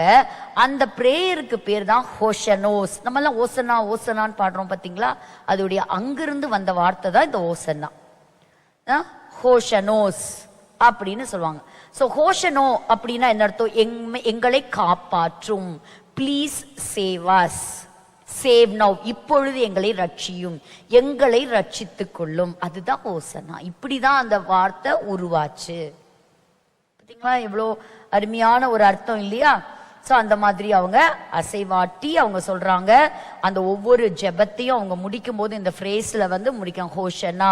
பிற்பாடு அங்கிருந்து வந்ததுதான் என்னங்க, இந்த ஓசனா, ப்ளீஸ் சேவ் அஸ் அப்படின்னு சொல்றத நம்ம படிக்கிறோம். இதை நம்ம பார்த்தோம் 3 நாட்கள். சோ எங்க இருந்தாலும் அவங்க என்ன செய்வாங்க, எருசலேமை நோக்கி அவங்க பயணப்பட்டு அவங்க போவாங்க. அதுக்கப்புறம் இப்ப முக்கியமா வரும்பொழுது என்ன அப்படின்னா, ஆண்டவர் சில இன்ஸ்ட்ரக்ஷன்ஸ் கொடுக்கிறார், எப்படி எல்லாம் ஆஃபரிங் கொடுக்கணும். இதை நீங்க தொடர்ந்து என்னாகம புஸ்தகத்திலையும் வாசிக்கலாம், லேவியராகம புஸ்தகத்திலையும் வாசிக்கலாம். ஆனா எப்படி அவங்க இந்த ஆஃபரிங்க கொடுக்கணும் அப்படிங்கறத மட்டும் நான் இப்ப உங்களுக்கு நான் சொல்ல போறேன். எப்படி கொடுக்கறாங்க அப்படின்னு பாத்தீங்கன்னா, இந்த சார்ட்டை ஒரு நிமிஷம் நீங்க பாத்துக்கோங்க. இந்த சார்ட் என்ன செய்யுங்க, நீங்க பாத்துக்கோங்க. சோ இது எல்லாமே நமக்கு புரியுற மாதிரி இருக்கணுங்கிறதுக்காக இந்த டேபிள்ல போட்டிருக்கு. இத்தனை கொண்டு வருவாயாக, ஒன்று குறைய நீ கொண்டு வருவாயாக, இத்தனை நாட்கள் கொண்டு வருவாங்க போது நம்ம கன்ஃபியூஸ் ஆயிரும். பட் சுக்கோத் பண்டிகை நான் உங்களுக்கு சிம்பிளா நான் உங்களுக்கு சொல்லித்தரேன். என்ன அப்படின்னா, முதல் நாள் அந்த காளைகள், அந்த புல் எத்தனை கொண்டு வரணுங்க. இப்பதான் நீங்க கவனமா கேட்கணும். ஏன்னா நம்ம மேக்ஸ் கொஞ்சம் பார்க்க போறோம், கொஞ்சம் பைபிள்ல இருந்து கொஞ்சம் கொஸ்டின் ஆன்சர் செஷன் நம்ம பண்ண போறோம். சோ நம்ம இங்க படிக்கிறது என்னது, ஆஃபரிங்ஸ். சோ ஒரு எத்தனை ஆஃபரிங்ஸா இங்க ஆண்டவர் கேட்கிறாரு. இத நீங்க வீட்டுல போய் பொறுமையா என்னாகும் புஸ்தகம் 29வது அதிகாரத்துல நீங்க படிக்கலாம். இது ஒரு வித்தியாசமான பலி செலுத்தல, ஒரு யூனிக்கா ஆண்டவர் சொல்றாரு. இத்தனை நம்பர் கொடுத்து கொண்டு வர சொல்லி சொல்றத நம்ம இங்க பாக்குறோம். சோ முதல் நாள் அவங்க என்ன செய்யணுமா, அவங்க எத்தனை கொண்டு வரணும். முதல் நாள் பாருங்க 13. அப்புறம் என்ன ஆகுது, அந்த 7 நாளுக்கு வரும்பொழுது ஒன்னொன்னா அந்த பாருங்க எப்படி குறைஞ்சிட்டு வருது பாருங்க. 12, 11, 10, 9, 8. 7th டே எத்தனை, 7. சோ ஸ்டார்டிங் இருக்கும்போது என்னது 13. இப்ப இதோட டோட்டல் என்னன்னு சொல்லுங்க பார்க்கலாம்.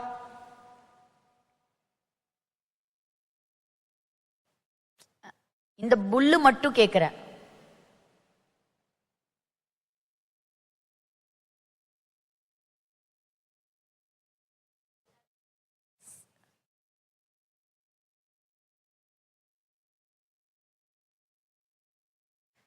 $69 $70 எவ்வளோ ஒரு செகண்ட், என்னடா இது கணக்கு எங்க. So it is 70, 70. அப்போ 13 நம்பர் ஆஃப் சேஞ்ச். ஃபர்ஸ்ட் நாள் வரும்போது எத்தனை கொண்டு வரணும், 13 கொண்டு வரணும். அது ஒவ்வொரு நாளும் என்ன ஆகணும், ஒன்னொன்னா என்ன செய்யணும், குறைஞ்சிட்டே வரணும். அப்ப ஆண்டவர் இப்படியெல்லாம் கூட என்ன செய்யறாரு, ஒரு டெக்னிக்கா ஒரு இது. இப்ப இந்த 70 ஞாபகம் வச்சுக்கோங்க. அடுத்தது இந்த ரேம் பாருங்க, 2 to 2 இருக்கு. எத்தனை லேம்ப் கொண்டு வரணும்? சோ ஆட்டுக்கடாகெல்லாம் சொல்றாரு, இதெல்லாம் கொண்டு வரும். அடுத்தது இதோடைய கூட்டெல்லாம் பாத்தீங்கன்னா டோட்டலா 7 நாள்ல அவங்க கொடுக்கிற சாக்ரிஃபைஸ் எவ்வளோங்க? 182. இப்போ நம்ம கவனிக்க போறது என்ன அப்படின்னு சொன்னா, இந்த 13 காளைகளை பற்றி நம்ம படிக்க போகிறோம். ஏன் இப்படி கொண்டு வர சொல்றாரு, ஏன் ஒவ்வொன்னா குறைக்கிறாருன்னு பார்க்கும் பொழுது, அந்த 7 நாள் முடியும் போது அது டோட்டலா எத்தனை செலுத்துறாங்க? 70. அப்ப யூசுவலா அந்த காளைகள், இந்த ஆசாரியன் என்ன செய்வான், அவன் தனக்காக, தன்னுடைய பாவத்துக்காக அவன் என்ன செய்யறான்? பலி செலுத்துறான். தேசத்துக்காக என்ன செய்யறான்? பலி செலுத்துறான். அப்ப இந்த 70 அப்படிங்கிறது ஒரு ஸ்பெஷல் நம்பர். இது ஒரு பெர்ஃபெக்ஷனை குறிக்குது, ஒரு கம்ப்ளீட்னஸை குறிக்குது. இந்த சுக்கோத், அதாவது இந்த கூடார பண்டிகை அப்படின்னு சொல்லக்கூடிய இந்த கடைசி 7வது பண்டிகை மட்டும்தான் உலகம் முழுக்க இருக்கக்கூடிய ஜனங்கள் எல்லாருமே கடைசி நாட்கள்ல கொண்டாடுவாங்கன்னு எழுதப்பட்டிருக்கிறது. எழுதப்பட்டிருக்கா? போன வாரம் படிச்சோம், சகரியாவுல படிச்சு. ஏன்னா எல்லாருமே இந்த கூடார பண்டிகைக்கு அழைக்கப்படுவாங்க. அதுல சிலர் வருவதற்கு மனம் இருக்காது, ஆனா ஒரு சிலர் என்ன செய்வாங்க, அவங்க வருவாங்க. சோ இப்ப நம்ம இந்த நம்பர் 70 சொல்ற போது உங்களுக்கு எதெல்லாம் ஞாபகம் வருது சொல்லுங்க பார்க்கலாம். மொபைல்லாம் பார்க்க கூடாது. தானியேல் 70, 70 வீக்ஸ் தானியேல்.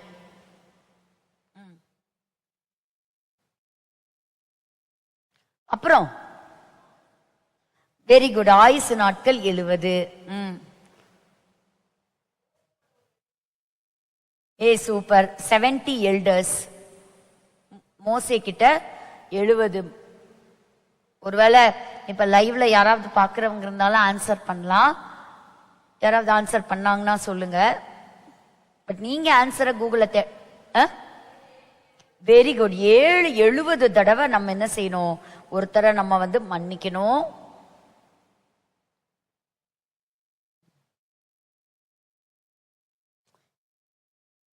அடிக்கடி நம்ம பயன்படுத்தக்கூடிய ஒரு 70ன்னு ஒரு நம்பர், அதை சொல்ல மாட்டேங்கிறீங்களே.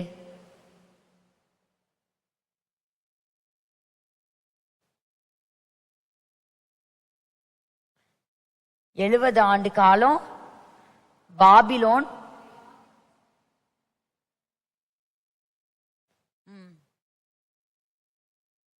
எகிப்துக்குள்ள நுழைஞ்ச யாக்கோபின் மக்கள் மொத்தம் எத்தனை?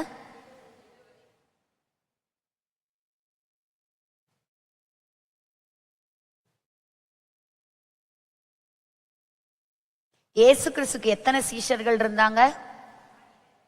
அப்புறம் எவ்வளவு இருந்தாங்க?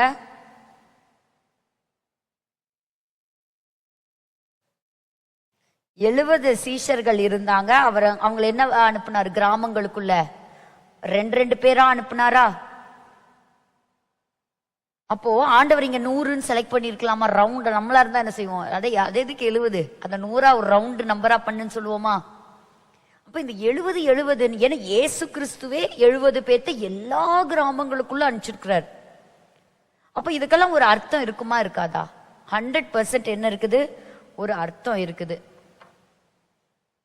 கொஞ்சம் வேகமா போகணும்னு நினைக்கிறேன், இல்லைன்னா இன்னைக்கு அப்புறம் முக்கியமான செய்திகள் பார்க்க முடியாம போயிடும். சரி, இதோடைய ஒரு விஷயம் நான் சொல்றேன். இந்த 70 அப்படின்னு நம்ம சொல்லும் பொழுது அது எது குறிக்குதுன்னா, ஆரம்ப காலத்துல நோவாவினுடைய 3 குமாரர்கள் வழியாக பிறந்த தேசங்கள் மொத்தம் 70. இது எங்க நீங்க படிக்கலாம் அப்படின்னு பாத்தீங்கன்னா, ஆதியாகமம் 10வது அதிகாரத்துல நீங்க வாசிக்க முடியும். ஆதியாகமம் 10. சோ இதுல யாபேத்தினுடைய புத்திரர் எத்தனை, ஷேமுடைய புத்திரர் எத்தனை, ஹாமுடைய புத்திரர் எத்தனைங்கிறதெல்லாம் கொடுத்திருக்காங்க. சோ யாபேத்துடைய புத்திரர் எத்தனை அப்படின்னா 14 பேர், 14 டிசெண்டன்ஸ், 14 டிசெண்டன்ஸ். 14 டிசெண்டன்ஸ் எத்தனைங்க? யாபேத்து கிட்ட இருந்து. நோவாக்கு மொத்தம் 3 பிள்ளைகள், 3 குமாரர். Same, com, யாபேத். சோ அடுத்தது காமினுடைய வம்சத்துல வந்தது 30 பேர். அடுத்தது சேமுனுடைய வம்சத்திலிருந்து வந்தது 26 பேர். அதாவது இவங்க தலைமுறைகள் அப்படி.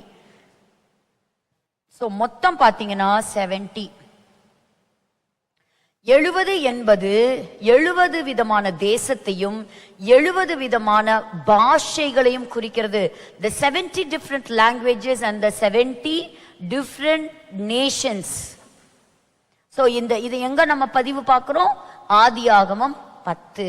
அப்ப இந்த கூடார பண்டிகை வரும் பொழுது இந்த பண்டிகை ஒரு மக்களுக்கு மட்டுமல்ல, உலகம் முழுவதும் இருக்கின்ற அனைவருக்குமாக செலுத்தப்படுகின்ற பலி. எல்லாருமே இந்த பண்டிகைக்கு வருவாங்க. ஆண்டவராகிய இயேசு கிறிஸ்து ஆசரிப்பு கூடாரமாக இருப்பார். அவருடைய ஆட்சியின் காலத்துல எல்லாரும் கூட்டி சேர்க்கப்படுவாங்க.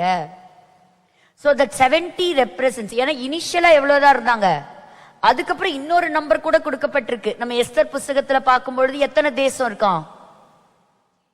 அப்ப பார்க்கும்பொழுது 127 தேசம் அங்க பதிவு செய்யப்பட்டிருக்கிறது.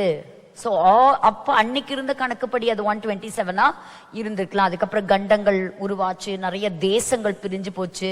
இப்ப 1948 தான் இஸ்ரேல், இப்படி நிறைய குட்டி குட்டி நாடுகள் உருவாச்சு, சில நாடுகள் இல்ல. கரெக்டா இல்லையா? அப்படி ஒரு தோராயமாக ஒரு தொகை எடுக்கும் பொழுது நமக்கு கிடைக்கின்ற முதல் குறிப்பே வேதம் தான். சோ பைபிள்ல இருந்து நம்ம கற்றுக் கொடுக்க வேண்டியது இதுதான். சோ வேகமா அந்த பிரசன்டேஷனுக்கு நேர ஒரு நம்ம பார்க்கலாம்.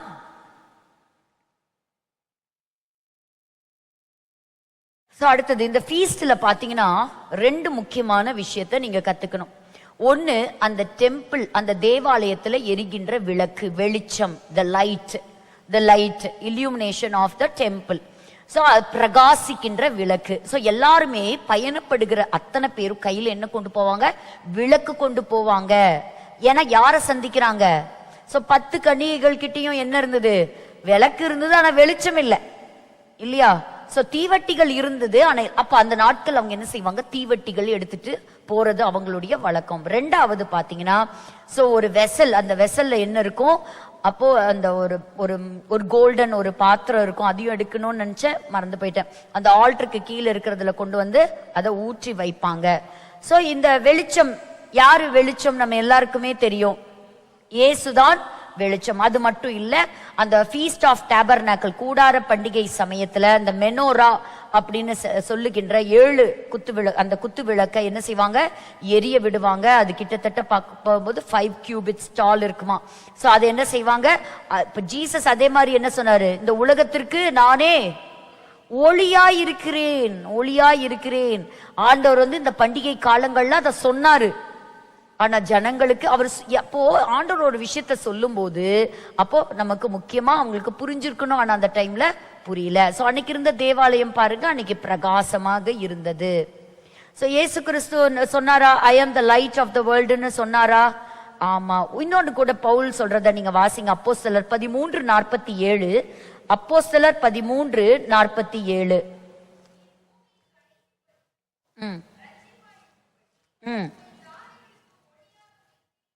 ஜாதிகளுக்கு ஒளியாய் வைத்தேன். அதனாலதான் இஸ்ரவேலர்களுக்கு என்ன இது, மேசியாவுக்கு சொல்ல வேண்டிய வார்த்தைகள்லாம் இயேசுவுக்கு சொல்றாங்களே அப்படின்னு நினைச்சாங்க.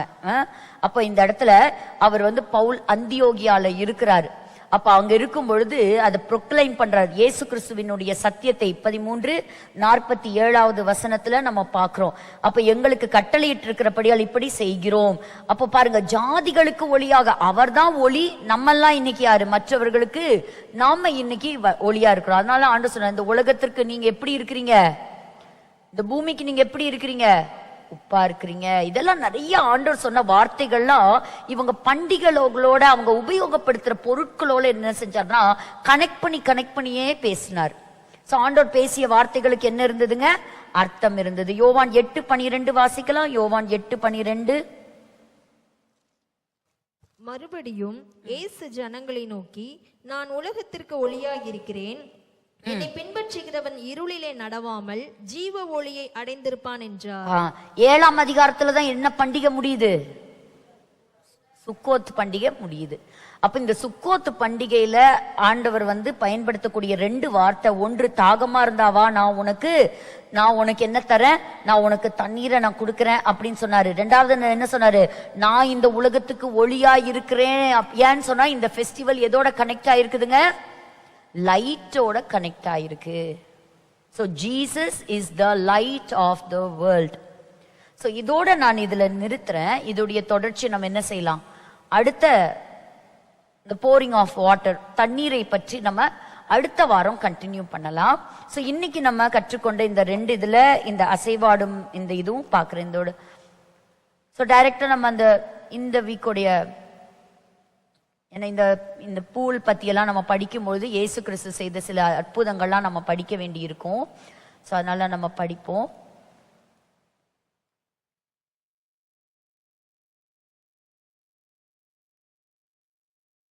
பாருங்க இதுல இருக்கு.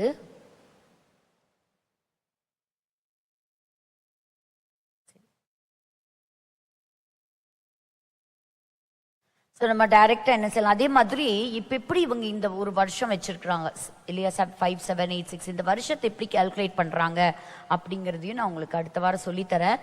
டைரக்டா இந்த வாரத்தினுடைய செய்திக்கு நேரா கடந்து போலாமா? டைரக்டா அந்த ஸ்லைடுக்கு கொடுக்குறீங்களா? இது உங்களுக்கு பிரயோஜனமா இருந்ததா? ஆமா, இன்னும் இதோடைய எண்டிங் தான் இன்னும் ரொம்ப பயங்கர ஆச்சரியமா இருக்கும். இயேசு கிறிஸ்துவோட நம்ம நிறைவேற்றும் போது, ஓ இதனால தான் இயேசு கிறிஸ்து இப்படி சொன்னாரா அப்படிங்கறது. அதனால மறக்காம இதோடைய அடுத்த வாரம் இதோடைய பாடத்தை நீங்க கவனிங்க, அப்பதான் உங்களுக்கு இது புரியும்.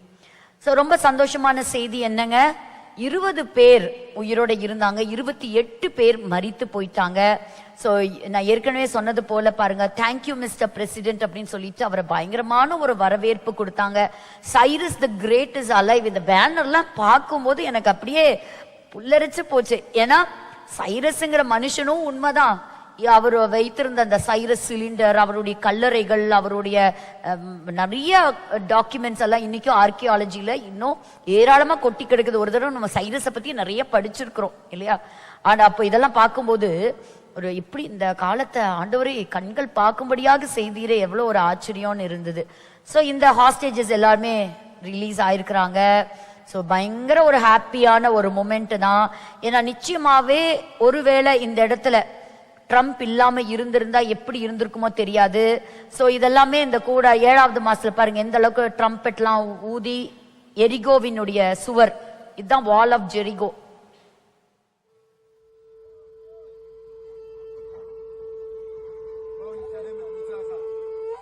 பல வருஷங்களுக்கு முன்பாக இந்த மாதிரி ஊதும் போதுதான் அந்த சுவர் என்ன இருக்கு, இடிஞ்சு விழுந்திருக்கு. இன்னைக்கு சத்ருவினுடைய கோட்டைகள் இடிந்து விழுந்தது. ஹalleluya. சோ இது ட்ரம்பினுடைய அஜெண்டா கொடுத்திருந்தாங்க. 2 விஷயத்தை தான் நம்ம இன்னைக்கு பார்க்க போறோம். ஒன்னு, அவர் இஸ்ரேல் நாட்டுக்கு வந்தார், கரெக்டா அந்த பண்டிகை நாட்கள்ல வந்தாரு. பண்டிகையினுடைய கடைசி நாள்ல தான் இந்த ஹாஸ்டேஜஸ் ரிலீஸ் ஆனாங்க. ஒரு 24 hour அஜெண்டாவோட வந்தாரு. அதை முடிச்சுட்டு எகிப்துக்கு டிராவல் பண்ணி அங்க போய் ஒரு சில பீஸ் அக்ரிமெண்ட் என்ன செஞ்சாங்கன்னா கையெழுத்து போட்டாங்க. அதான் ஷர்ம் எல் ஷேக் அப்படின்னு சொல்லக்கூடிய ஒரு செரிமனி எகிப்துல வச்சு நடந்தது. அதற்கு பிறகு அவர் அமெரிக்கா போய்விட்டார். இப்போ இந்த பிணை கைதிகள்லாம் பத்திரமா கூட்டிட்டு வந்தாங்க இல்லையா, அதுக்கு பெஞ்சமின் நெத்தன்யாஹூ அவர்கள் ஒரு பெயர் வைத்தார். என்ன அப்படின்னு சொன்னீங்கன்னா, ரிட்டர்னிங் டு தேர் பார்டர். என்னது? Returning to their border. ஒரு வசனம் வாசிச்சிடலாமா? அதாவது எரேமியாவின் புத்தகம் 31, 16, 17. 16, 17.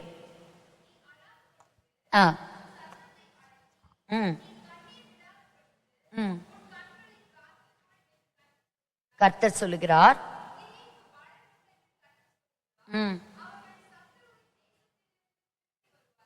அவர்கள் சத்ருவின் தேசத்திலிருந்து திரும்பி வந்து விட்டார்கள். ஹல்லேலூயா. பாருங்க, இந்த வசனங்கள்லாம் பல முறை வரலாறுல நடந்திருக்கு. பட் இந்த 2000 இயர்ஸ்ல யாரும் பார்க்கல.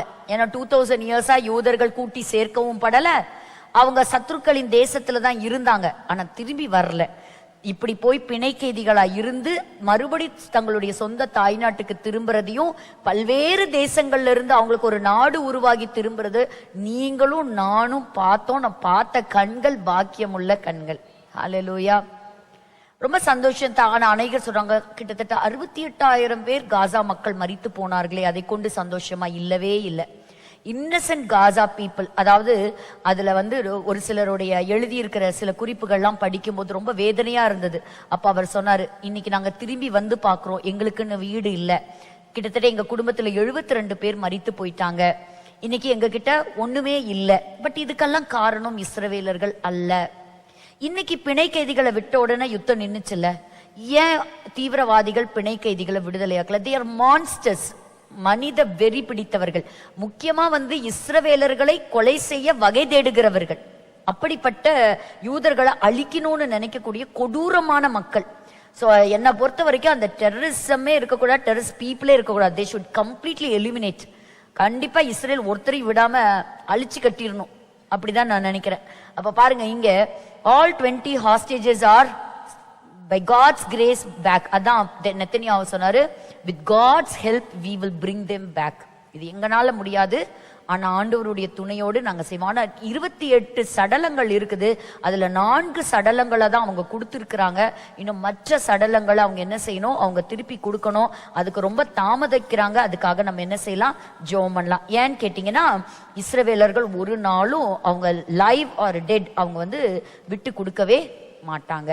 ஏன்னா அவங்க உயிர்த்தெழுதல்ல நம்பிக்கை கொண்டவர்கள். அதை நம்ம ஞாபகம் வச்சுக்கணும். ஸோ ஆஃப்டர் 738 days அவங்கலாம்.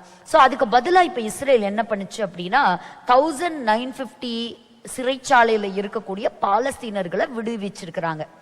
அதுல பாத்தீங்கன்னா 250 கொடூரமான மக்கள். ஸோ இவன் பல இடங்கள்ல வெடிகுண்டு வைத்தவன், தாக்குதல் நடத்தினவன், இப்படி பிளான் போட்டவன், ரொம்ப பொல்லாத மனிதர்கள். அவங்களெல்லாம் சிறைப்பிடிச்சு வச்சிருந்தாங்க. இப்ப அவங்களெல்லாம் ரிலீஸ் பண்ணியிருக்கிறாங்க. எதுக்குன்னா அவங்களுடைய ஹாஸ்டேஜஸை மீட்கிறதுக்காக. சில சமயம் சிவிலியன்ஸே அங்க இருக்கக்கூடிய ஐடிஎஃப்க்கு அகேன்ஸ்டா, அங்க இருக்கக்கூடிய போர் வீரர்களுக்கு எதிர்த்து வந்தாங்க. அப்படி சில அங்க இருக்கக்கூடிய பொதுமக்களும் சிறைச்சாலையில இருந்தாங்க. அதுல குழந்தைகள் உட்பட சிலர் என்ன செஞ்சிருக்கிறாங்கன்னா, இஸ்ரேல் தரப்புல இருந்து விடுவிச்சிருக்கிறாங்க. ஆனா அதே சமயத்துல அவங்க என்ன கேட்டிருந்தாங்கன்னா, சிலர் ஒரு சிலரை எங்களுக்கு நீங்க திருப்பி கொடுக்கணும். நாங்க அதாவது இந்த ஹமாஸ்ல ஒரு இலைட் மெம்பர் அப்படின்னு சொல்லுவாங்க, மார்வான் பர்கோட்டி அப்படின்னு சொல்லக்கூடிய ஒரு பிரிசனரா, அவனை நீங்க என்ன செய்யணும், எங்களுக்கு விடுதலையாக்கணும். இஸ்ரேல் சொல்லிடுச்சு, நாங்க அவனை விடுதலையாக்க மாட்டோம். அதே போல யாயா சின்வர், அவரை கொலை செய்த பிறகு அவருடைய சடலம் எங்க இருக்குது, அந்த டெட் பாடி இன்னும் இஸ்ரேலுடைய கஸ்டடியில இருக்கு. அந்த அவருடைய சடலத்தை கொடுக்கணும். அதையும் நாங்க கொடுக்க மாட்டோம். கொடுத்தா என்ன செஞ்சிருவான் அவன், அங்க ஒரு பெரிய கோயிலே கட்டிடுவான். அதெல்லாம் அவன் கொடுக்க மாட்டோம். இவங்கெல்லாம் இதுக்கு அக்டோபர் 7 மேசக்கருக்கு என்ன செஞ்சிருக்கிறாங்க, பிளான் போட்டவங்க. இந்த மாதிரி எல்லாம் அவங்க கேட்டிருக்கிறாங்க. ஸோ கிட்டத்தட்ட 2000 பிரிசனர்ஸை அவங்க டிரான்ஸ்ஃபர் பண்ண வேண்டி இருந்தது. ஸோ நெத்தனியாஹு ரொம்பவே கங்க்ராச்சுலேட் பண்ணாரு. ட்ரம்ப் வந்தது ஒரு மிகப்பெரிய செய்திங்க. இது வரலாறு பக்கங்கள்ல பதிவு செய்ய வேண்டிய ஒரு சம்பவம். அதான் ஹாஸ்டேஜஸ் உடைய ரிலீஸை தன்னுடைய சொந்த கண்காணிப்புல வச்சு அதை நடத்தி கொடுத்துட்டு போனாரு. ஸோ இதெல்லாம் தானா நடந்ததுன்னு நினைக்கிறீங்களா? No, it's all God's hand behind it. ஆண்டவர் கரமே தவிர வேற ஒன்றும் இல்லை. அப்பதான் அவர் சொன்னார், இதுவரைக்கும் இஸ்ரேலுக்கு இருந்த நண்பர்களையே தி கிரேட்டஸ்ட் ஃப்ரெண்ட் யார் அப்படின்னு கேட்டீங்கன்னா, அது ட்ரம்ப் தான் அப்படின்னு சொல்லிட்டு அவர் உள்ள வரும் பொழுது அவருக்கு ரொம்ப அருமையான ஒரு ஸ்டாண்டிங் ஒரு வேஷன் கொடுத்தாங்க.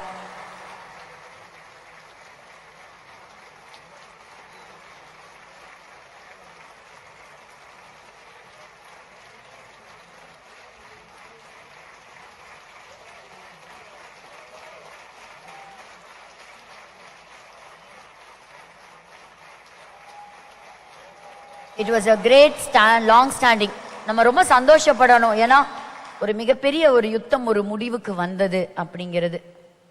ஸோ அவருக்கு ஒரு நினைவு பரிசாக ஒரு தங்கத்தால செய்த ஒரு புறாவை ஒரு பரிசா கொடுத்து செஞ்சார். அதே போல இஸ்ரவேலர்களுக்கு மட்டுமே கொடுக்கப்படக்கூடிய ஒரு மிக முக்கியமான ஒரு மதிப்புக்குரிய ஒரு விருதை என்ன செய்தாங்கன்னா அவருக்கு கொடுத்தாங்க.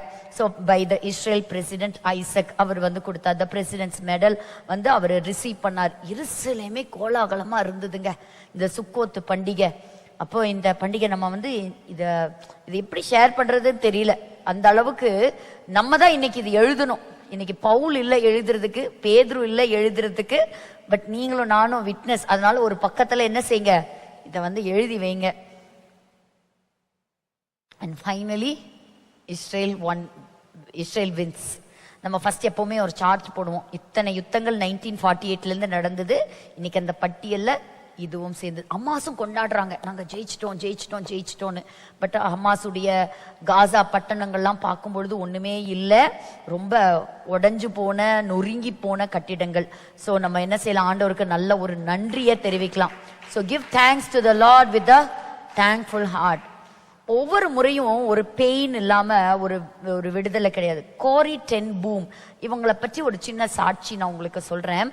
இந்த கோரி டென் பூம் அவங்க வந்து யார் அப்படின்னு கேட்டீங்கன்னா, இந்த ஹாலோகாஸ்ட் நடந்த சமயத்துல ஹிட்லரால பல லட்சம் யூதர்கள் கொலை செய்யப்படும் போது வீடு வீடா வந்து ஜெர்மானியை சேர்ந்த சோல்ஜர்கள் கதவை தட்டி இந்த வீட்டுக்குள்ள யாராவது யூதர்கள் இருக்கிறாங்களான்னு கதவை தட்டி தட்டி தேடினாங்களாம். அப்படி இருக்கும்போது இவங்க வீட்டுல ஒரு சின்ன ரூம், அந்த ரூம்ல கீழே மட்டுமே உடைச்சு உள்ள நுழையிற அளவுக்கு ஒரு வசதியை ஏற்படுத்தி வச்சிருந்தாங்க. யாராவது கதவை தட்டினா உடனே ஒரு 70 நொடிக்குள்ள என்ன செய்யணும்னா அந்த இடத்துக்குள்ள போய் ஒளிஞ்சுக்கணும். அப்போ அந்த நாசிஸ்ட் சோல்ஜர்ஸ் உள்ள வந்து தேடுவாங்க, யாராவது இங்க இருக்காங்களா அப்படின்னு. அப்போ அந்த சமயத்துல அதுக்குள்ள போய் ஒளிஞ்சுக்கணும். ஒருவேளை நீங்க உங்க வீட்டுக்குள்ள அடைக்கலம் கொடுத்தீங்கன்னா அவங்கள மட்டும் இல்ல உங்களையும் கைது செய்து என்ன செஞ்சிருவாங்கன்னா கொண்டு போயிருவாங்க. சோ இவங்க ரட்சிக்கப்பட்ட கிறிஸ்தவர்கள். அப்ப இவங்க வந்து யூதர்களுக்கு அடைக்கலம் கொடுத்தாங்க. ஆனா கொஞ்ச நாள் அவங்களால மறைச்சு வைக்க முடிஞ்சது. ஆனா ஒரு சமயத்துல கையும் களவுமா மாட்டிட்டாங்க. சோ இவங்களும் இவங்களுடைய சகோதரி 2 பேர்த்தையும் என்ன செஞ்சுட்டாங்கன்னா இவங்களை பிரிசன்ல கொண்டு போய் அவங்களுடைய அடைச்சு வச்சுட்டாங்க. அப்போ அடைச்சு வைக்கும் போது பயங்கர நரகமான ஒரு வாழ்க்கையாம் அதுக்குள்ள அடைக்கப்பட்டிருந்தாங்க.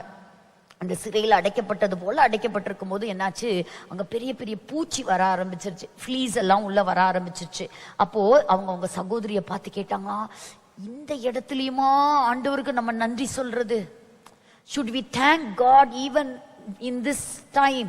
எப்படி நம்ம நன்றி சொல்றது அப்படின்னு. ஆனா என்ன செய்வாங்களாம், இந்த நாசிஸ்ட் எல்லாம் இல்லாத சமயத்துல ரகசியமா என்ன செய்வாங்க, எல்லாருக்கும் ராத்திரியில பைபிள் ஸ்டடி எடுப்பாங்களாம், ஆண்டவரை பத்தி சொல்லுவாங்களாம். பாரு உன் மேல உனக்கு இப்படிப்பட்ட ஒரு ஆசீர்வாதங்கள் இருக்கு அப்படி ரட்சிப்புக்குள்ள நடத்துவாங்களாம். இயேசுதான் மெசியாங்கிற பாருங்க, அந்த இடத்துலயும் ஆண்டவர் பாருங்க அங்க சிலரை எழுப்பி இருக்கிறாங்க. அப்படி என்ன செய்வாங்களாம், ஒரு பைபிள் ஸ்டடி எல்லாம் நடத்துவாங்களாம். அப்புறம் பிற்பாடு தான் தெரிஞ்சது, இவங்களை ரொம்ப கொடூரமா நடத்தக்கூடிய சோல்ஜர்ஸ், நாசிஸ்ட் சோல்ஜர்ஸ் அங்க உள்ள வரும்போது இந்த பூச்சி இருக்கு பாத்தீங்களா, இந்த ரொம்ப கடிக்கிற இந்த பூச்சி அவங்கள ரொம்ப காலை கடிச்சது. அது கடிச்சதுனால இவங்க இருந்த இடத்துக்குள்ள அவங்க வரவே இல்லையாம். அந்த பூச்சி கடிக்குதுங்கிறதுக்காக வரவே இல்லையாம். அதுக்கப்புறம் தான் அவங்களுக்கு தெரிஞ்சது, கர்த்தர் இவங்களை அந்த துன்மார்க்கருடைய கைக்கு தப்பு வைக்கிறதுக்காக கர்த்தர் அந்த பூச்சிகளை அனுமதித்தார் அப்படின்னு. எவ்வளவு ஒரு அருமையான சாட்சி பார்த்தீங்களா. இவங்களை பத்தி நீங்க கூகுள் பண்ணி பாருங்க, இன்னும் இவங்களை பத்தின நிறைய ஸ்டோரி நீங்க படிக்கலாம். காரி 10 பூமை பத்தி நீங்க படிக்க முடியும். சோ ஆண்டவரை நம்ம நன்றி சொல்லணுமா? ஆமா. சில சமயத்துல நமக்கு எத்தனை வழி, சந்தோஷமா இருக்கும்போது மட்டும் இல்ல, துக்கத்தின் நடுவுல, பெயின் நடுவுல, இழப்பின் நடுவுலையும் நம்ம வந்து நன்றி சொல்லணும். ஏன்னா ஆண்டவர், we can thank God in all circumstances because he is sovereign over all things. அவரே எல்லாவற்றையும் அரசாளுகிறார், அவரே ஞானமுள்ள தேவன், அவரே என்றென்றைக்கும் நம்மை நேசிக்கிற தேவன், அவரை நம்ம வெறுக்காத தேவன்.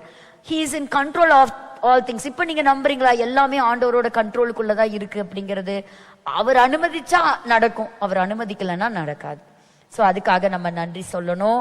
அதே மாதிரி ரோமர் 8:28 இது தெரியாத வசனமே கிடையாது.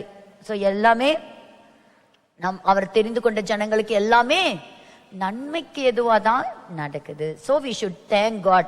சோ இந்த யுத்தத்துக்கு அப்புறம் பாருங்க, நீங்க படிச்சீங்க இல்லையா யாத்ரா 34:24, எல்லைகளை கர்த்தர் விசாலப்படுத்திட்டாரு. ஆண்டவர் வந்து இப்ப யாருமே இனி வெஸ்ட் பேங்க கொண்டாட முடியாது. யூதேயா சமாரியாவை சீக்கிரமா அவங்க எடுத்துருவாங்க, கைப்பற்றிடுவாங்க. காசாவையும் ஒரு அளவுக்கு அவங்க கண்ட்ரோல்குள்ள கொண்டு வந்துட்டாங்க. இவங்கெல்லாம் வந்து பிணை கைதிகள்.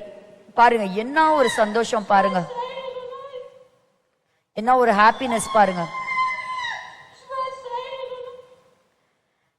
738 நாட்களுக்கு பிறகு கேப்டிவிட்டியில இருந்து எல்லாருமே அவங்களுடைய சொந்தங்களோட அவங்க வந்து ரீயூனைட் ஆயிருக்கிறாங்க. இது ஒரு மிகப்பெரிய, இவரை பற்றி நம்ம ஒரு தடவை படிச்சோம் ஞாபகம் இருக்கா, அவரே அவருக்கு சொந்த கல்லறைய வெட்டும்படியா அவங்க செய்தாங்க. 2 மாசத்துக்கு அப்புறம் நம்ம பார்த்தோம். ஆனா இவரோட ஒரு வீடியோ இருந்தது. சரி, ஆனா இப்ப இவர் வந்து உயிரோட மீட்கப்பட்டு குடும்பத்தோட சேர்ந்துட்டாரு. அதோட வீடியோவும் இருந்தது. சரி பார்ப்போம். ஸோ இவங்க எல்லாமே பாருங்க, அநேகர் அவங்களுடைய குடும்பங்கள் எப்படி இருந்திருக்குள்ள, த மோஸ்ட் ஹாப்பி மொமெண்ட்ஸ்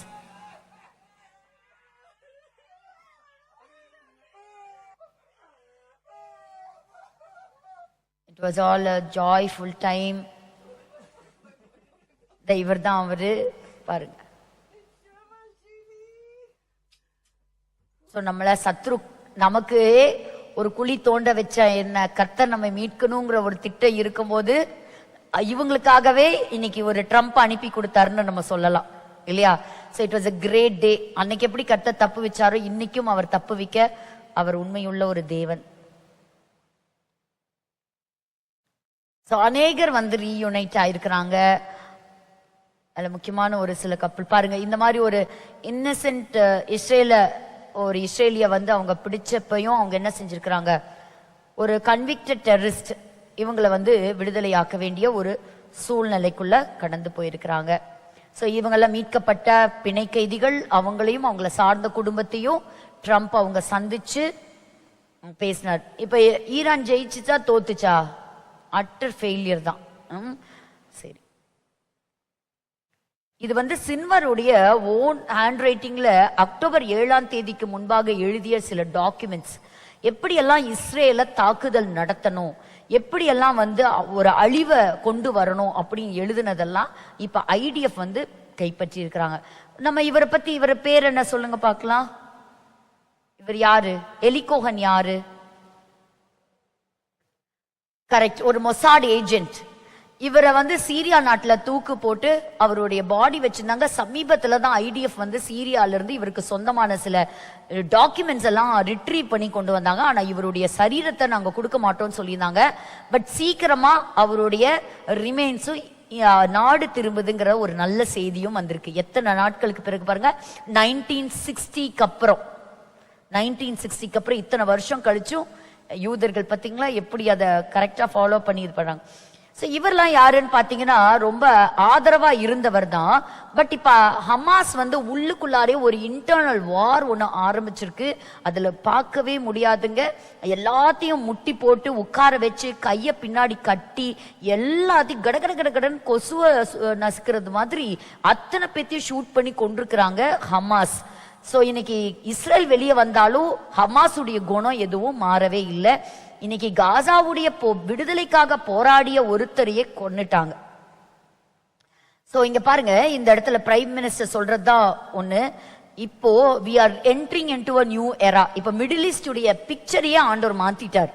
இந்த யுத்தத்துக்கு அப்புறம் பாத்தீங்கன்னா பழைய மாதிரி இருந்த மிடில் ஈஸ்ட் கிடையாது. சோ டோட்டலாவே ஆண்டவர் வந்து ஒரு வித்தியாசம் பண்ணாங்க. இத ஜெயிச்சிருக்கோம், ஆனா இந்த யுத்தம் என்ன செய்யல, ஒரு முடிவுக்கு வரல அப்படிங்கறத சொல்லியிருக்கிறாங்க. அதே போல மிடில் ஈஸ்ட்ல ஒரு பீஸ் பிளான் அப்படின்னு சொல்லிட்டு ஒரு பீஸ் பிளானோடைய ஒரு காங்கிரஸ் ஒன்று நடந்தது. அதுல சம்பந்தம் இல்லாம இன்க்ளூடிங் இந்தியா உட்பட சில நாடுகள் அழைக்கப்பட்டிருக்காங்க. ஆனா இஸ்ரேல் நாடு அழைக்கப்படல. பட் இஸ்ரேல ட்ரம்ப் அவர்கள் அழைத்திருந்தும் நீ வா எகிப்துக்கு என் கூட வா, அங்க நடக்கக்கூடிய அந்த பீஸ் இதுல. அப்ப அவர் சொல்லிட்டார், இல்ல இது எங்களுடைய சுக்கோத் பண்டிகை, நான் எங்க நாட்டுல தான் இருக்கணும், எனக்கு இந்த பண்டிகை முக்கியம், அப்படி நீங்க போங்கன்னு அவரை அனுப்பிச்சு வச்சிருக்காரு. நம்மளா இருந்தா என்ன பதில் சொல்லியிருப்போன்னு தெரியாது. சரி, சிந்திச்சு பார்க்கலாம். இவங்க பாத்தீங்கன்னா ஒருவர் கொலை செய்யப்பட்டார், ஒருவர் உயிரோடு இருந்தார். பட் இந்த 28 பேர் செத்ததுல வந்து அந்த மேப்பல் ஆடம்ங்கிறவங்க இறந்துட்டாங்கிறதுனால இன்னொருவர் தற்கொலை செய்து கொண்டார். அது போல சில மகன்களை இழந்த தாயாரும் தற்கொலை செய்து கொண்டார்கள். அது மிக மிக வருத்தத்துக்குரிய நமக்கு ஒரு செய்தி. அவங்களுக்கு ஆண்டவர் ஒரு தைரியத்தை கொடுக்கணும் அப்படிங்கிறத நம்ம ப்ரே பண்ணணும். அதே போல பாருங்க, இப்போ அநேக அராப் தேசங்கள், இதெல்லாம் ரொம்ப முக்கியமான விஷயங்கள். அராப் தேசங்கள் எல்லாம் என்ன செஞ்சிருக்கிறாங்கன்னா இஸ்ரேலோட இணைந்து வந்திருக்கிறாங்க. சில முஸ்லிம் கண்ட்ரீஸ். ரொம்ப ஆச்சரியமா இருக்குது எப்படி இதெல்லாம் எப்படி நடக்குது அப்படிங்கிறது. இப்போ காசாவை வந்து ஒரு தடவை ஹமாஸ் சொல்லிச்சு, நீ எங்க ஊரை விட்டு நீ வெளியே போயிடணும், உன் கண்ட்ரோல்குள்ள நாங்க இருக்க மாட்டோம்னு. ஆனா இன்னைக்கு பிணை கைதிகளையும் மீட்டுட்டாங்க. காசால கிட்டத்தட்ட 58% அந்த நிலப்பரப்பு யாருடைய கண்ட்ரோல்ல இருக்குன்னா இஸ்ரேலுடைய கண்ட்ரோல்ல தான் இருக்குது. இதே யோம் கிப்பூர் அன்னைக்கு எல்லா நாடுகளும் சொன்னாங்க 2 ஸ்டேட் சொல்யூஷனுக்கு தான் எல்லாருமே ஓட்டு போட்டாங்க. ஞாபகம் இருக்கா? இஸ்ரேல் நாட்டுக்கு ஆதரவா யாரும் கிடையாது, ஒரு 10 நாடு தான். மத்த எல்லா நாடும் பாலஸ்தீனத்துக்கு தான் இருந்தாங்க. ஒரு தனி நாடை உருவாக்கு, நாட்டை 2ஆ உட, இதை கூடுன்னு. ஆனா நாட்கள் பாருங்க, பண்டிகை முடிய கூட இல்ல, 15 நாள்ல பிணை கைதிகளும் மீட்கப்பட்டு காசாவையும் கர்த்தர் ஆண்டவர் அவங்க கையிலே கொடுத்துட்டாரு. இது எந்த வரலாறுலயுமே நடக்கவே நடக்காது. ஆனா இது நடந்திருக்கு அப்படின்னா இது ஆண்டவருடைய மிகப்பெரிய திட்டம். ஏன்னா உலகத்துல எல்லா நாடுகளும் அவங்களுக்கு எதிர்த்து வந்தோம், கர்த்தர் ஒருவர் நம் பட்சமா இருந்தாலே போதும். பல சமயம் சோ எல்லோ லைனை தாண்டி வரக்கூடாதுங்கிறது தான் இப்ப கொடுத்துருக்காங்க. பிலிப்பைன்ஸ் தேசத்துக்காக ஜெபம் பண்ணுங்க. அங்க மிகப்பெரிய நிலநடுக்கத்தை நம்ம பார்க்கிறோம். இதுதான் அவங்களுடைய தேங்க்ஸ் கிவிங் பிரேயர். அந்த சுக்கோத்தினுடைய பண்டிகை பாருங்க, என்ன நடந்தாலும் அவங்களுடைய பண்டிகையை ரொம்ப அழகா கொண்டாடுறாங்க. எருசலேம் போஸ்டினுடைய தலைப்புச் செய்தியாக இருந்தது. அநேகர் போய் அந்த வெஸ்டர்ன் வால் இது பண்ணாங்க. இப்ப காசா விட்டு போன எல்லாருமே யுத்தம் நின்றுச்சுன்னு சொல்லி நாடு திரும்புறாங்க. ஆனா அங்க வந்து குடியிருக்கிறதுக்கு வீடு இல்ல, ஒரு வசதி வாய்ப்புகள் இல்ல. நீங்க பாக்குறதெல்லாம் அங்க வந்து ஒரு எலும்பு கூட போல தோற்றம் அளிக்கக்கூடிய ஒரு பட்டணம் தான்.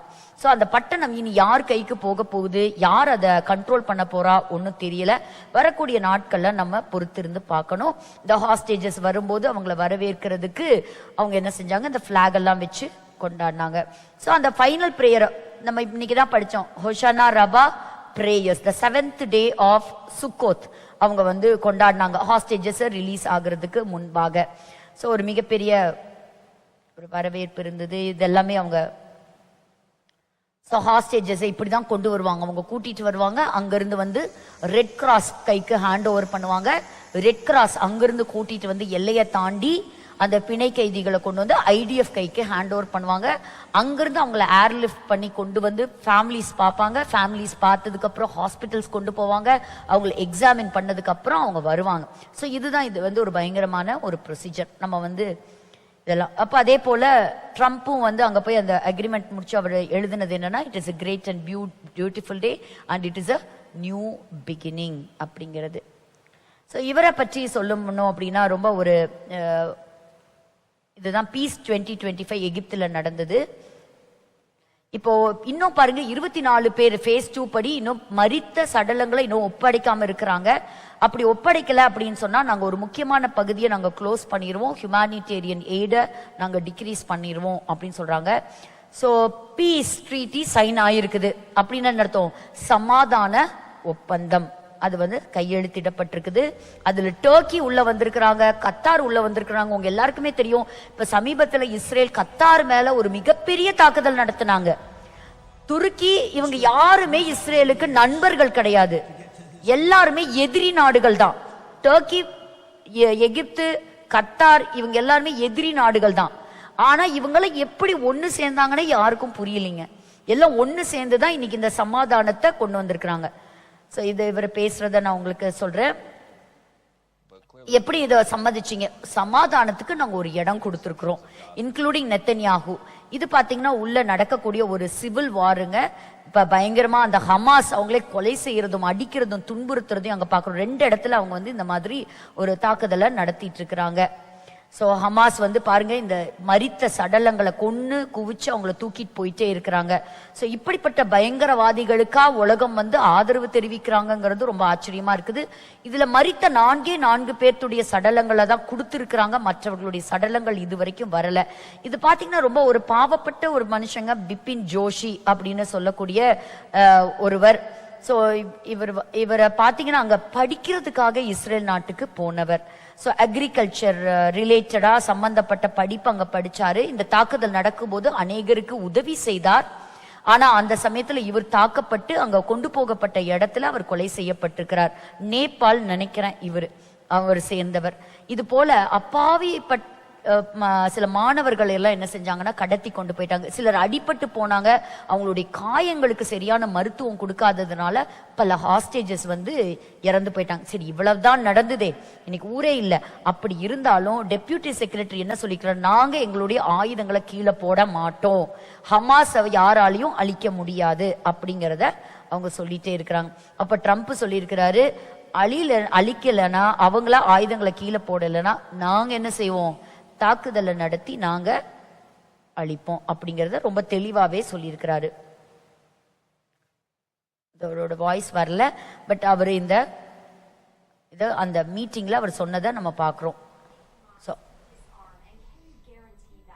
well, they're going to disarm and because they said they were going to disarm, and if they don't disarm, we will disarm them. If they don't disarm, we will disarm. So இந்த yellow லைனை தாண்டி அவங்க வரக்கூடாது அப்படிங்கறத அவங்க சொல்லியிருக்கிறாங்க.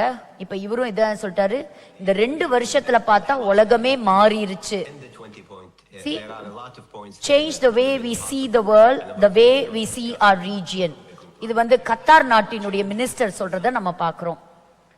So இதை நேற்றுக்கு எழுதி சைன் பண்ண டாக்குமெண்ட். பெரிய லூசர்ஸ் யாரு? இந்த தீவிரவாதிகள், பயங்கரவாதிகள் தான்.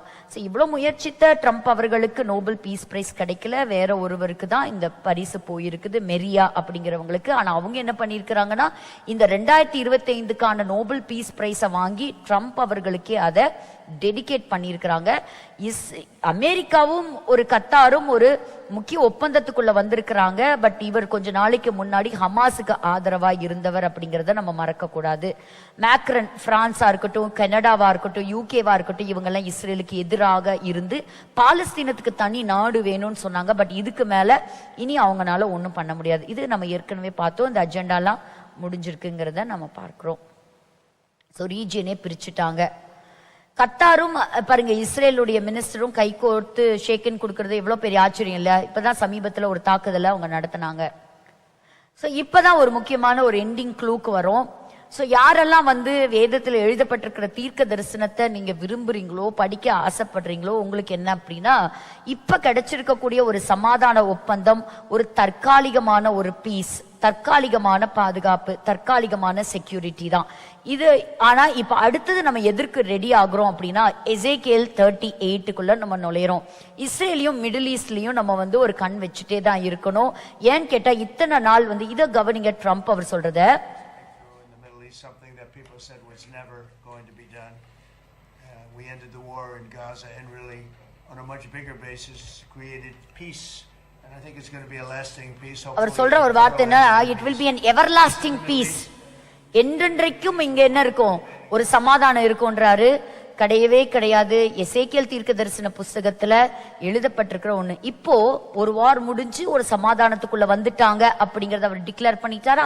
எசேக்கியேல் 38ல என்ன சொல்லிருக்கு, அங்க அவங்க சமாதானத்துக்குள்ள வரும்போது கோகு மாகோகு யுத்தம் ஆரம்பமாகும். இப்ப எல்லாருமே சொல்லக்கூடியதுன்னு, இனி நடக்க போறது 2 தான். ஒண்ணு, அவருடைய வருகை நடக்கலாம்.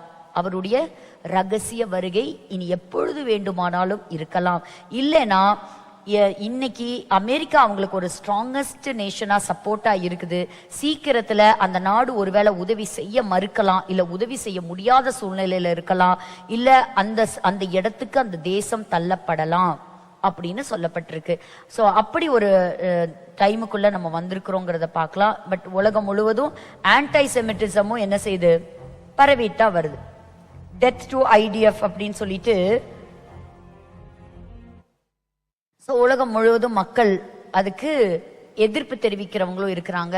ஸோ இப்ப நம்ம என்ன செய்யலாம், இன்னைக்கு அவங்க ஒரு பெரிய ஆதரவோட இருக்கிறாங்க. பட் சீக்கிரத்துல இந்த ஆதரவும் அவர்களுடைய கைகள் நழுவி போகும், தனிமையா நிற்பாங்க, ஆண்டவரை சார்ந்த அந்த தேசம் இருக்கும். பட் இதெல்லாம் நடப்பதற்கு முன்பாக இந்த 3 பண்டிகைகளும் அவர்கள் மனம் திரும்பி, அவர்கள் தேசத்திற்கு வந்து மனம் திரும்பி பிறகு அந்த 1000 வருஷம் அரசாட்சிக்குள்ள நுழையத்தான் போகிறார்கள். ஆனா அதற்கு முன்பாக சபை அவரால் எடுத்துக்கொள்ளப்படும். நம்ம எல்லாரும் கண்களை மூடி ஆண்டவருடைய சமூகத்தை நோக்கி பார்க்கலாமா? ஆண்டவரே, வேதத்தில் எழுதப்பட்ட தீர்க்க தரிசனங்கள் எல்லாம் ஒவ்வொன்றா நிறைவேறுகிறத நாங்க பார்க்கிறோம். எங்களுடைய கண்களுக்கு முன்பாக நிறைவேறுகிறத நாங்க பார்க்கிறோம். ஆண்டவரே அப்பா, இனி காலம் செல்லாது. ஆண்டவரே, இன்றைக்கு எங்களையும் கர்த்தர் ஆயத்தப்படுத்துவீராக. Jesus is coming again and he will come again. His coming is very close and his coming is very near. நமக்கு அது தேதி என்ன நமக்கு தெரியாது. நம்ம படிச்ச தியானிச்ச எல்லா சம்பவங்களும் அதற்கு ஒரு அடையாளமே தவிர நமக்கு தெரியாது. But we have to be prepared. ஜெபிக்கலாமா? எங்களை நேசிக்கிற நல்ல தகப்பனே, இந்த நல்ல மாலை வேலைக்காக நாங்கள் நன்றி செலுத்துகிறோம். இன்றைக்கும் பல காரியங்களை பரிசுத்த ஆவியானவர் எங்களுக்கு கற்றுக் கொடுத்தமைக்காக நன்றி செலுத்துகிறோம். ராஜா, இந்த யுத்தம் ஓய்ந்து போனதற்காக நன்றி செலுத்துகிறோம். ஒரு சமாதானத்தை கர்த்தாவே நீர் உண்டு பண்ணி இருக்கிறீர், உமக்கு நன்றி செலுத்துகிறோம். அப்பா, பல 2 ஆண்டு காலங்களுக்கு பிறகு அந்த தேசம் ஒரு அமைதியை பார்த்திருக்கிறது.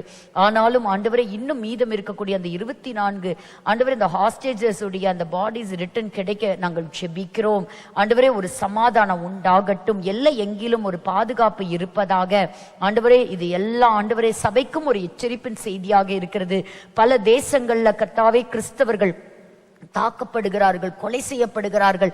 ஆண்டவரே, சுவிசேஷம் அறிவிக்க மறுப்பு தெரிவிக்கப்படுகிறது என்கின்ற செய்திகளையும் நாங்கள் நாள்தோறும் கேட்கிறோம். சபையும் ஒரு துன்புறுத்தலுக்கு நேராக கடந்து போய் கொண்டிருக்கிறது. ஆண்டவரே, உம்முடைய வருகைக்கு எங்களை ஆயத்தப்படுத்துவீராக, பரிசுத்தத்தை காத்துக்கொள்ள எங்களுக்கு உதவி செய்வீராக. உம்முடைய சுவிசேஷம் எல்லா திசைகளிலும் பரவி செல்லட்டும். ஆண்டவரே, இன்றைக்கு இந்த வெளிச்சத்திலே எங்களை நடத்தினீரே, உமக்கு நன்றி செலுத்துகிறோம். தொடர்ந்து உம்முடைய நாம மகிமைப்படுவதாக. இன்றைக்கு இந்த செஷனுக்காக உழைத்த ஒவ்வொரு உள்ளத்துக்காக நாங்கள் நன்றி செலுத்துகிறோம், மனதார வாழ்த்துகிறோம். ஆண்டவரே, கர்த்தருக்கு சித்தமானால் மறுபடியும் ஆண்டவரே அடுத்த வாரம் நாங்கள் சேர்ந்து இணைந்து ஆண்டவரே இதை தியானிக்க எங்களுக்கு உதவி செய்யுங்க. இயேசுவின் மூலம் ஜெபிக்கிறோம் நல்ல பிதாவே, ஆமேன், ஆமேன். எல்லாரும் சேர்ந்து சொல்லலாமா? என் ஆத்துமாவே கர்த்தரை ஸ்தோத்திரி, என் முழுமே பரிசுத்த நாமத்தை ஸ்தோத்திரி. என் ஆத்துமாவே கர்த்தரை ஸ்தோத்திரி, கர்த்தர் செய்த சகல உபகாரங்களை மறவாதே. ஆமேன். So wishing you all a very, very happy good night and a blessed week ahead. God bless you.